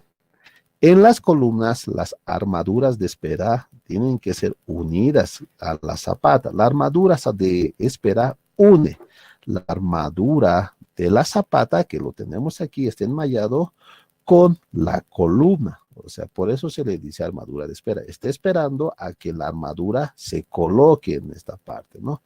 Entonces, una recomendación es que el diámetro de esta armadura de espera tiene que ser el mismo diámetro de la armadura de la columna. Ojo, esa armadura tiene que ser el mismo diámetro de la armadura de columna. En algunas obras, y es válido también, seguro no utilizan esta armadura de espera. ¿Qué es lo que hacen? Colocan la columna de manera directa. Puede ser, ¿no? Puede ser. Pueden colocar la armadura de manera directa. Bueno, la columna lo doblan hasta arriba hasta que llegue al nivel superior. Puede ser. Pero lo que no consideran en ese caso es que las, los ganchos eh, tienen que tienen que cumplir algunos criterios de unión. Por ejemplo, en este caso, eh, si tuviésemos una columna o aquí en la imagen, una armadura de espera, estos ganchos tienen una distancia o una longitud demasiado corta. Un criterio para supervisar o visualizar estos ganchos es que, ya colocamos aquí, estos ganchos sean unidos en 3 puntos. Lo recomendable es que sean unidos en 3 puntos. Aquí, o sea, aquí hay una unión, si te das cuenta, está amasado con alambre. Aquí también debería estar amasado con alambre y aquí también. Pero si ustedes se dan cuenta en la imagen, que ha hecho el maestrito, no ha venido y solamente lo ha unido a este punto y listo. No, debería, y es bien cortito, el gancho es muy cortito. Entonces, una recomendación para las columnas o armaduras de peras es que este gancho esté unido a 3 puntos o a 3 bases, ¿no? 1, 2 y 3. Y esta longitud nosotros la calculamos con considerando entonces la luz básica de doblado, ¿no? Entonces, con él tenemos que hacer o la luz de anclaje. Eh, Aquí, ¿cuál es la función de una columna? Las columnas transmiten las cargas que provienen de las vigas a las zapatas, ¿ya? Entonces, las columnas tienen que transmitir las cargas a las zapatas. Esa es su principal función. Y vemos aquí una estructura que aparentemente está bien hecha. Esta es en la ciudad del Alto. Entonces, si se fijan, esta columna está bien, está transmitiendo toda la carga a la zapata, asumimos que está transmitiendo. Y aquí, obviamente, por situación arquitectónica, también tenemos una columna, está bien, y está siendo tapado por la tabiquería, bueno, vamos bien. Y si se fijan aquí algo ha pasado, esta es una columna, y la otra columna viene aquí, esta es una columna que está de fondo, falta una columna aquí, falta que esta columna llegue a esta parte, entonces no está ejerciendo la función de transmitir una carga, no está ejerciendo la función de transmitir una carga. ¿Dónde estará llevando la carga? Bueno, es un error que siempre se da, ¿no? Entonces aquí lo vemos más claramente, ¿no? Aquí está trabajando y aquí, ¿qué ha pasado? No hay ninguna columna, entonces ahí falta una columnita. Obviamente con la fachada arquitectónica ya no se nota, ¿no? Ya no se nota que había columna y demás, entonces hay que siempre, uno tiene que visualizar esos pequeños detalles, ¿no? En este caso esto es en el tramo del teleférico azul. Todo está bien, todo está lo correcto, pero lo que no es recomendable es que tú tengas tabiquería, aquí en este caso tengas tabiquería, y luego logres unirla con un elemento más rígido. Por ejemplo, aquí yo tengo tabiquería y fíjense, aquí es ladrillo y luego, por situaciones arquitectónicas, yo estoy colocando un elemento muy rígido, que es una columna. Esta columna se está apoyando sobre la tabiquería de ladrillo. Ojo, esto no se puede hacer. ¿Qué soluciones se hubiese dado? Bueno, que continúe esto siendo con tabiquería, ya subir la tabiquería hasta aquí, esto subir tabiquería hasta aquí, y posiblemente aquí no va a existir ninguna carga, ¿no? No va a existir ninguna carga, entonces colocarle con un elemento de madera, ¿no? Un elemento de madera para aligerar toda la carga.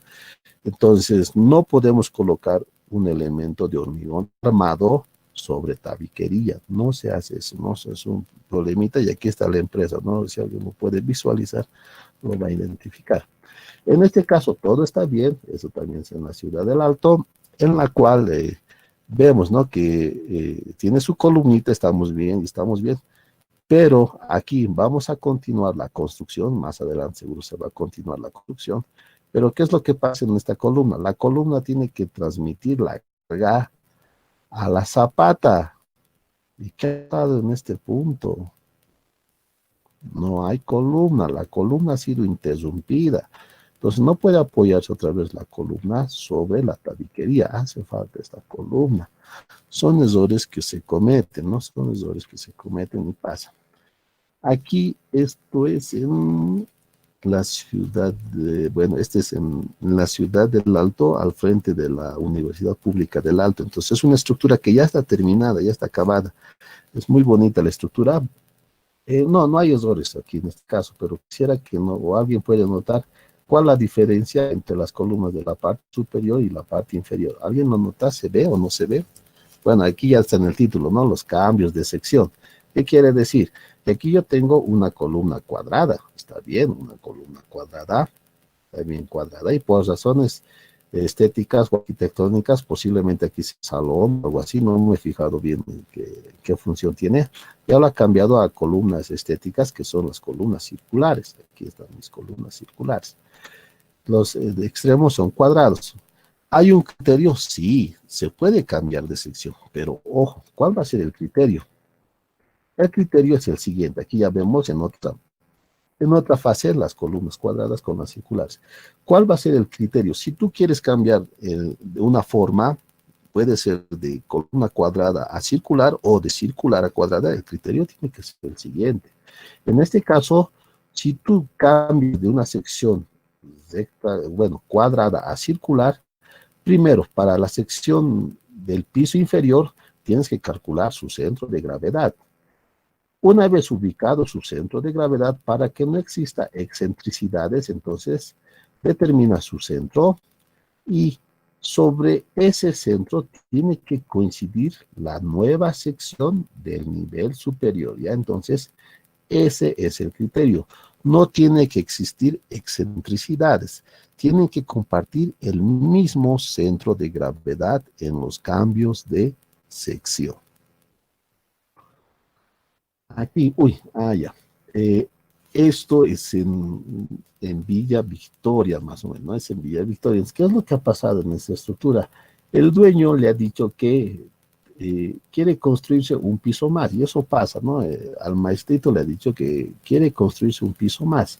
Entonces, el piso ya está empezando a construirse. Se dan cuenta que está. El nivel era bajito y ahora está construyéndose un piso más. Pero aquí no había nada, no había nada. Yo pensaba que iba a ser terraza o ahí iba a terminar nada más, pero quiere un piso más. Entonces contrata a su maestrito. Su maestrito, ¿qué es lo que ha hecho?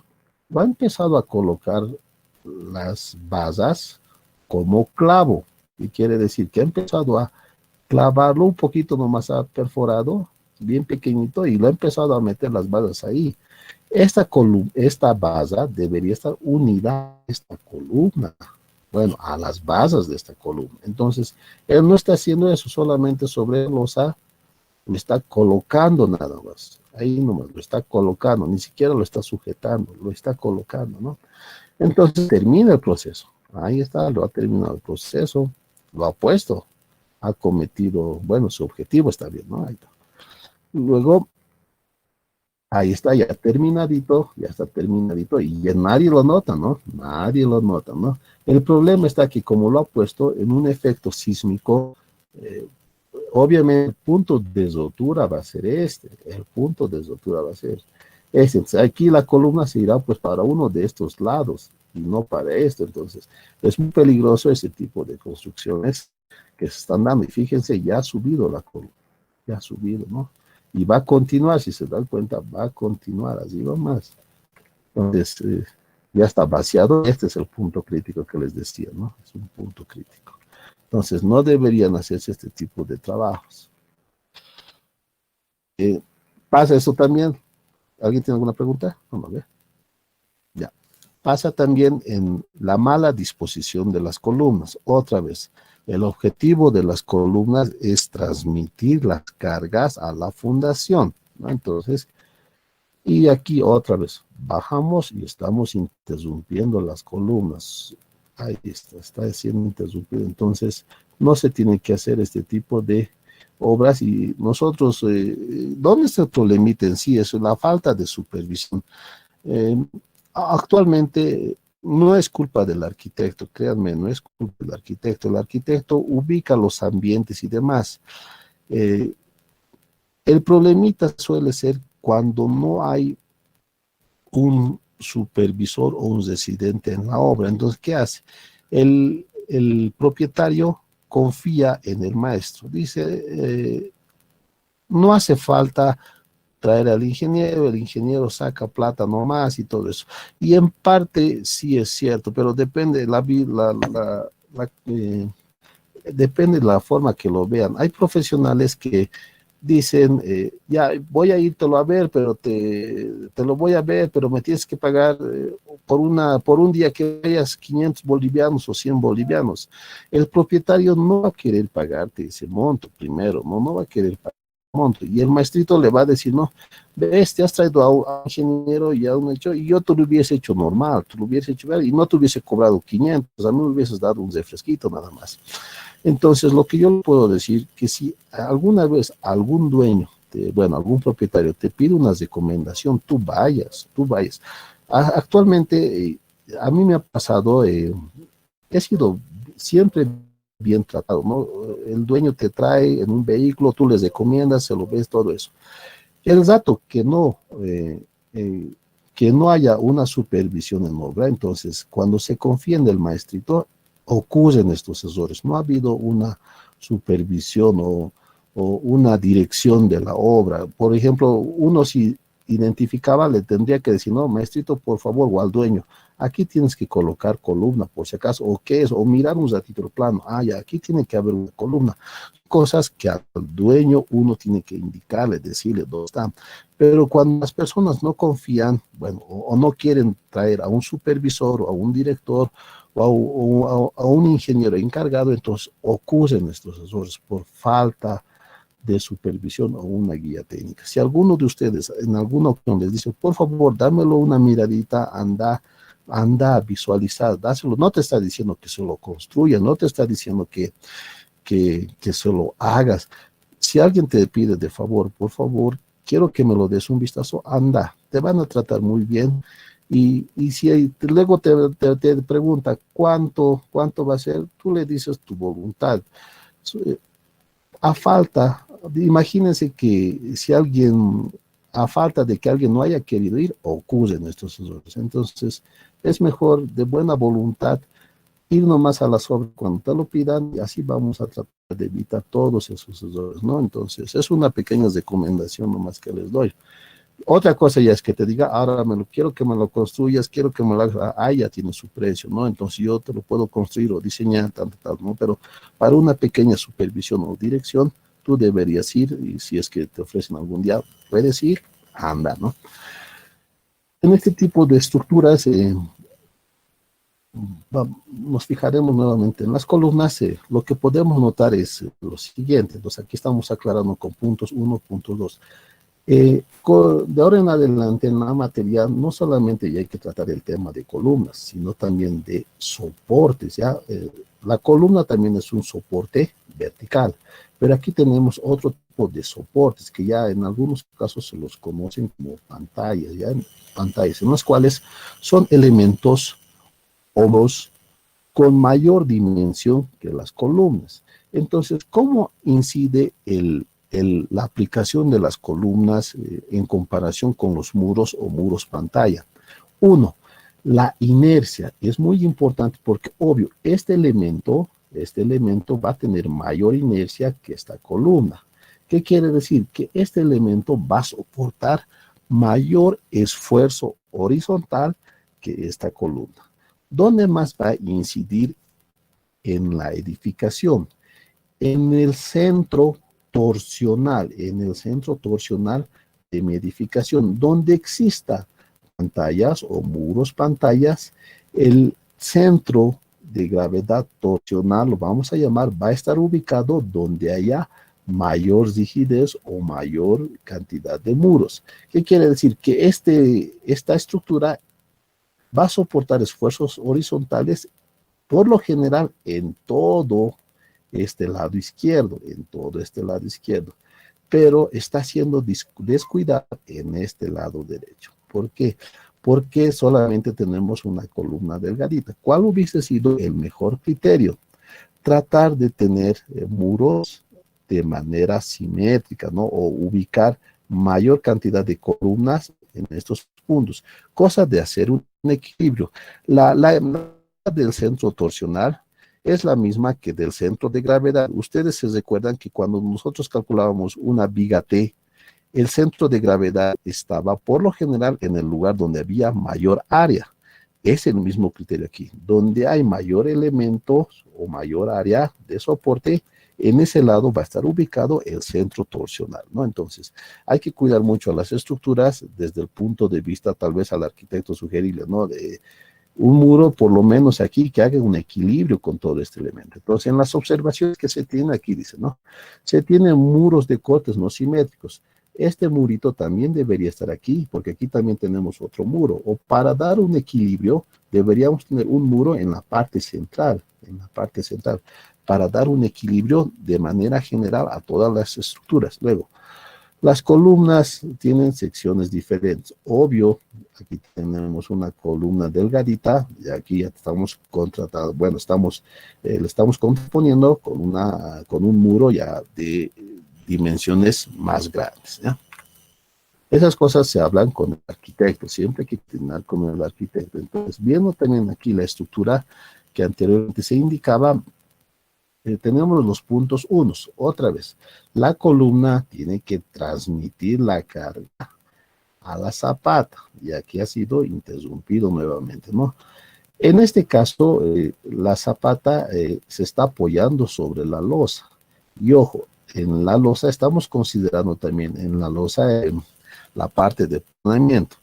Pero cuando nosotros vamos a apoyar una zapata sobre una losa, hay que reforzar el esfuerzo de corte, hay que reforzar mucho el esfuerzo de corte en la losa. Ojo, aquí deberíamos tener, en otras palabras, estribos más seguiditos, ¿no? La armadura de corte debería ser más seguida o más continua. Esa es la observación de este punto 1 y este punto 2, ¿ya?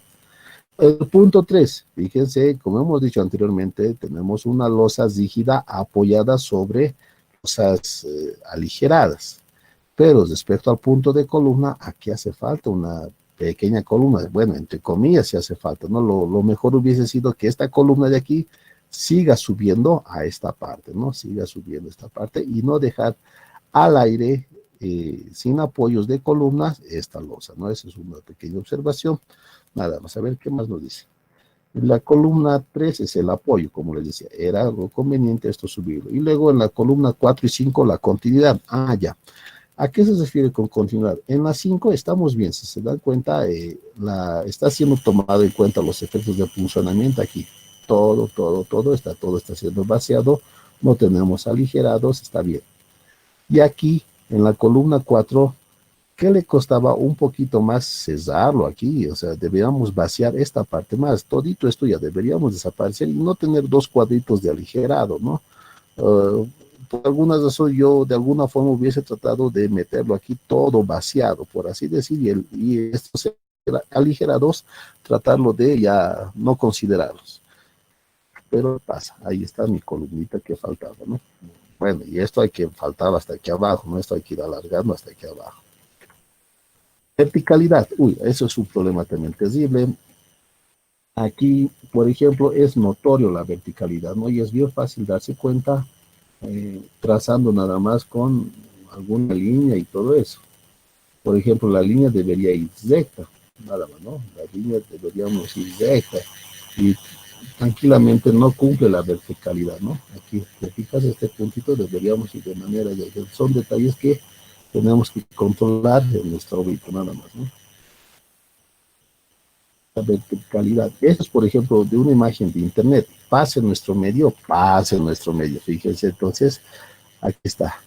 No se está cumpliendo la verticalidad. ¿Dónde es el problema en la verticalidad? Que nosotros, que debería haber considerado la excentricidad. Si nuestro elemento no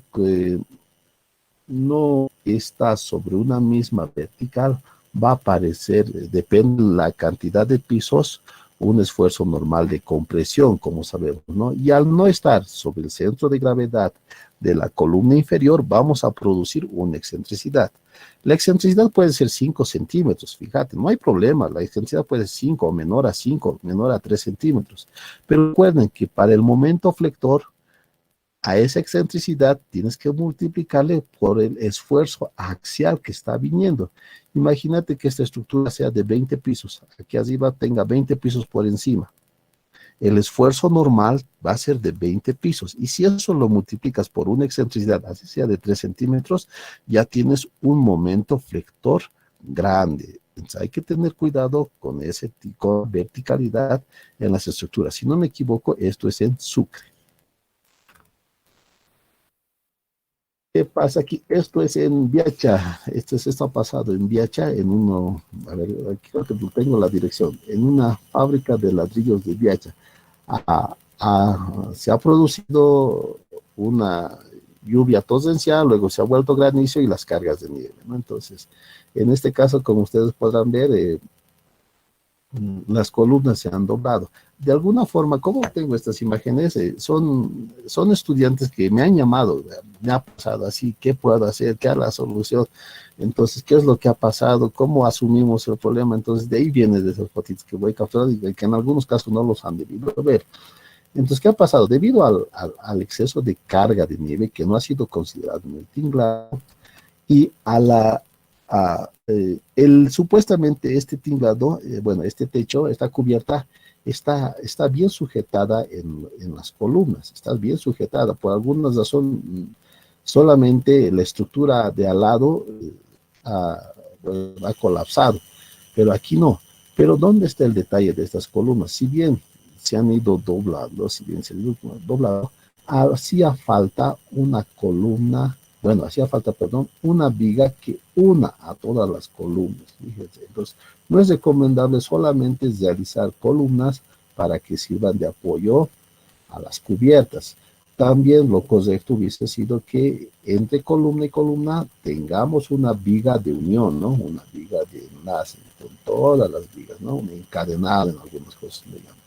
Entonces, esta afán de una unión entre vigas, entonces, a eso ha producido que las vigas no trabajen de manera conjunta, ¿no? No trabajen de manera conjunta, entonces, ya ha producido distintas deformaciones en sentido lateral en los extremos de la viga, ¿no? Pasa aquí, creo que tengo otro ejemplo más. Aquí es. Esta es una fotito también que me ha llegado por internet. Este es el VIACHA y este es el internet.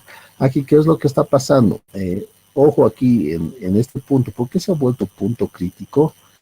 Porque aparentemente en este punto aquí debemos tener seguro una columna de hormigón armado.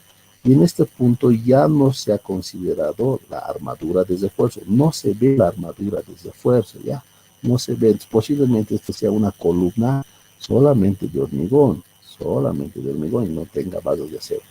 Y al igual que en este caso, ¿dónde están las vigas? Fíjense, ¿dónde están vigas? Solamente tenemos losas. ¿Y dónde está la viga?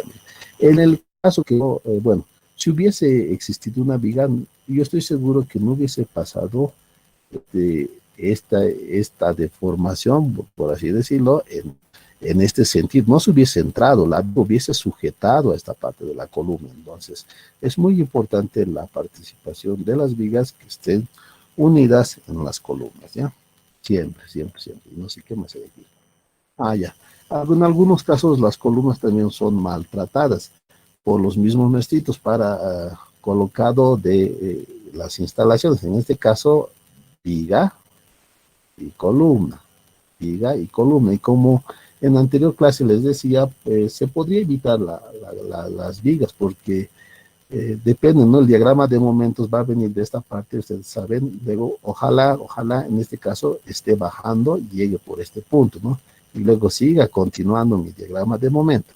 Aquí ya podría ser, pero hay que tomar en cuenta que no esté dañando ninguna armadura de refuerzo, pero en la viga yo voy a tener mi esfuerzo de compresión que tiene que ser continuo para llevar todas las acciones o todas las cargas a mi zapate y no puedes interrumpir porque recuerden de las cuantías, si ustedes se recuerdan en la ecuación cuantía, aquí era igual la armadura de acero. El acero solamente aguanta el 10% y el otro 90%, ¿quién tiene que aguantar? El hormigón. Por tanto, no puedes dañar al hormigón de una columna para nada, ¿ya? No puedes dañarlo para nada. Entonces, ojo, nunca vean o realicen perforaciones en la columna, nunca, nunca, nunca. Ya porque el principal aporte de resistencia de la columna es el hormigón y la sección de hormigón es muy importante. ¿Qué más? El maestrito siempre te va a decir, ingeniero, ahora, ¿cómo lo voy a colocar esta columna? Si tú no vas a obra, el maestrito lo va a colocar en un extremo. Dalo por hecho que lo va a colocar. Entonces, lo recomendable es que la columna esté ubicado al centro. Esta viga debería ir ubicada al centro de la columna. ¿Ya? La viga y la columna deberían tener un eje de coincidencia, ya un punto de coincidencia. ¿Por qué no se recomienda otra vez? Si te das cuenta, aquí yo tengo una carga, pero la carga que viene de la parte de arriba ya está tomando en cuenta una excentricidad. Ya tenemos aquí una excentricidad. Entonces, esa excentricidad va a aparecer aquí. Ahí está tu excentricidad. Esa excentricidad, el maestrito va a decir, ya es 5 centímetros, no va a pasar nada, dije, no va a pasar nada, ya. Pero ¿cuántos pisos habrá arriba? 20 pisos por esta excentricidad, ya estás produciendo un momento flector. Y esta columna estará diseñada para resistir ese momento flector. No, no. Es por esa razón, en este capítulo les hemos dado cómo diseñar columnas con esfuerzos flectores, ¿ya? Entonces, para considerar una excentricidad total, ¿no? Entonces, por esa razón, el tema de hoy era de columnas. No sé si hay algo más. Bueno, hasta aquí termina nuestra sesión de hoy. No sé si alguien tiene alguna duda al respecto.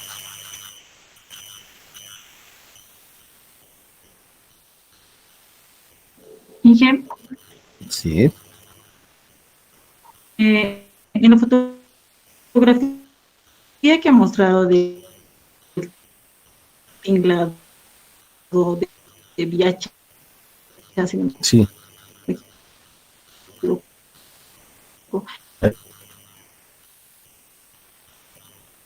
Linda, se ha cortado tu comunicación, no puedo escuchar, se ha entrecortado, no sé si alguien escucha completamente, pero no he logrado Inge, escuchar muy bien. ¿me escucha? Sí, sí, ahora sí. Sí, ahora sí te escucho, Ya. ahora sí. En el Inge, le tinglado, ¿qué ha decía pasado ahorita? en la fotografía que ha mostrado del tinglado de esa, ¿cuál es la solución que se ha dado, Inge, para la inclinación, digamos? ¿Cuál es la solución que se ha dado a esa columna? No, cuando hemos ido a visualizar, se le daba algunas recomendaciones, porque creo que tenía que presentar el informe. Era un estudiante que me ha llamado, en el cual tenía que presentar un informe, qué ha pasado y el por qué se ha doblado, por qué no ha sido sujetado. Entonces, hemos tenido que subir aquí y hemos sacado algunas fotitos y en el informe de manera resumida era que faltaba una viga de unión nada más, ¿no? Ahora, de ahí no sé qué ha pasado posteriormente, si el dueño le ha dicho que reconstruya, que no haga, no. ¿Cuál hubiese sido la solución? Depende de la magnitud. En este caso, eh, lo primero, tenemos que sacar las cubiertas, ¿no? Tenemos que sacar las cubiertas y luego tratar de cambiar estas columnas. Entonces, tendrían que volar nomás esas columnas, no se pueden volver a su lugar dobladas, porque si te das cuenta, ya está fracturado el hormigón, ya está dañado el acero. Entonces, la solución que se podía haber dado era el cambio de columnas, pero no a todas, ¿no? Sino a las columnas que realmente han sido afectadas, dobladas, las cuales han sufrido un colapso en la parte de unión, ¿no? Y algunas columnas que estaban bien se mantenían nada más. Pero para eso nosotros teníamos que sacar toda la cubierta de ahí, ¿no? Esa es la única solución que se puede dar. No sé si está Dije, claro. gracias. ¿Ya? ¿Alguna otra pregunta? Buenas noches, ingeniero. Una Bueno, pregunta. pues, sí. En las columnas que nos mostraban la discontinuidad, ¿cuál sería la solución, ingeniero? ¿Cómo se podría dar solución, digamos, si es que quiero aumentar un piso más, si es que no tiene armadura de refuerzo? A ver, Iván, más o menos lo que me estás diciendo, si el propietario quiere continuar un pisito más, lo que te puede decir el propietario, quiero un pisito más, ¿qué se puede hacer? ¿Esa es tu pregunta o no estoy entendiendo bien? Sí, donde, digamos, ya tiene la losa acabada y la columna y ya sin armadura, digamos, que sea sobrante, ¿no ve? Porque se debería Sí. dejar una armadura sobrante, ¿no ve? Para, digamos, si es que quieres aumentar un piso, dos pisos, dependiendo, ¿no? Entonces, Ya, ya, ya. en el Sí, caso sí, de sí. que no tenga, ¿cómo sería? Ya, lo que se tiene que hacer primero es sobre más o menos, a ver, más o menos aquí, a ver, aquí.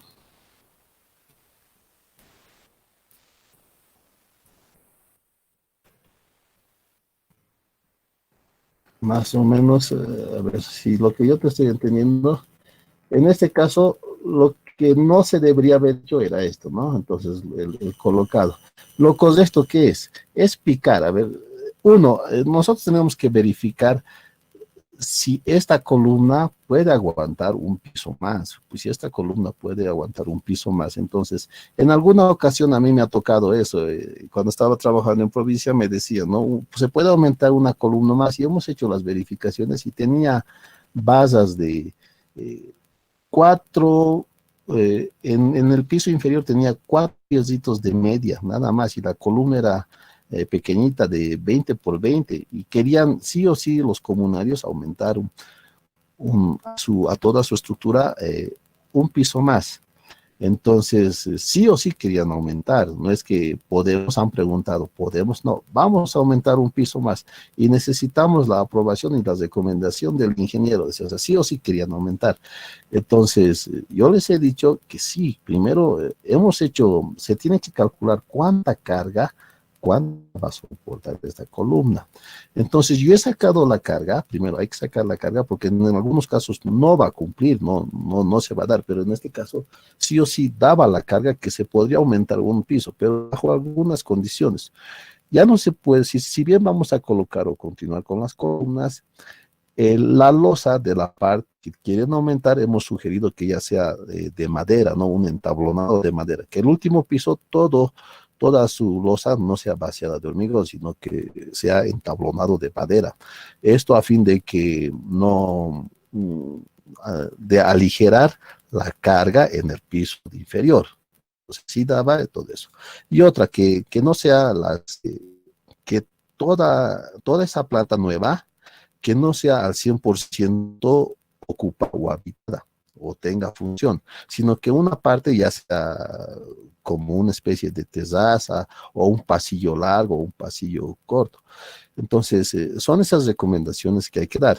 Y en el caso de aquí, ¿cómo hubiese sido? Lo correcto hubiese sido picar todo esto. Deberíamos haber picado la losa y la parte de vigas, todo esto picarlo totalmente, hasta que nosotros podamos ver, porque no va a pasar nada. Si aquí todito esto lo hacemos volar, lo hacemos picar, solamente vamos a ver la armadura. Como no hay arriba estructura, entonces no va a pasar nada, no se va a caer ni nada, ni todo eso. Entonces nosotros picábamos, debíamos armar previamente la columna, armar una especie de canastillito, ahí está, una canastillito, y todo el canastillo colocarlo de manera conjunta, no varita con vasita como ha hecho aquí, sino toda una columna ya armada, una vez picado todo esto, hasta tener contacto con las bases de abajo. Eso es lo que se debe haber hecho. Una vez hecho eso, como yo he asegurado la unión entre la columna, entre las bases de la columna inferior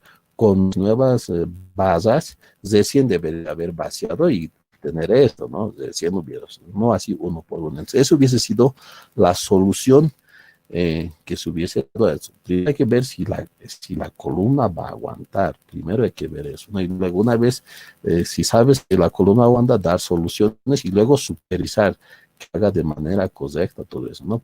Más vigas así nomás lo coloca, y listo, ¿no?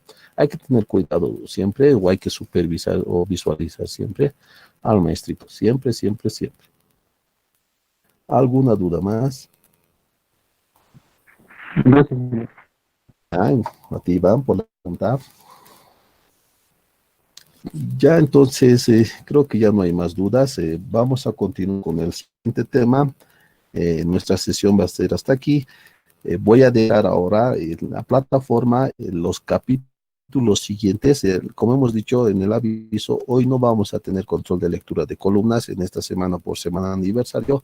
Lo que sí les quiero recomendar que participen de las charlas técnicas que se está dando de los seminarios, y el control de lectura que va a ser la siguiente semana no va a ser de columnas, sino va a ser de los capítulos que vamos a dejar el día de hoy, ¿ya? Entonces tienen toda una semana para leer y la siguiente semana estaríamos con nuevos capítulos en la materia de hormigón armado. Con respecto a sus exámenes, me sigue faltando por revisar. Ustedes saben que está en función del carnet de identidad, entonces yo tengo que resolver para cada número o para cada terminación, y por esa razón no he publicado todavía las notas. Una vez que terminen de revisar, les voy a hacer llegar las notas y obviamente en el grupo del WhatsApp les voy a decir, ya están las notas, revisen por favor qué problemas ha habido, les ha llegado o no su calificación y todo eso, ¿ya? Entonces, sin más que decir, me despido de ustedes hasta la siguiente semana y en todos publico los nuevos capítulos para la próxima clase. Me despido de ustedes y espero que les vaya muy bien. Chao. Muchas gracias, Inga.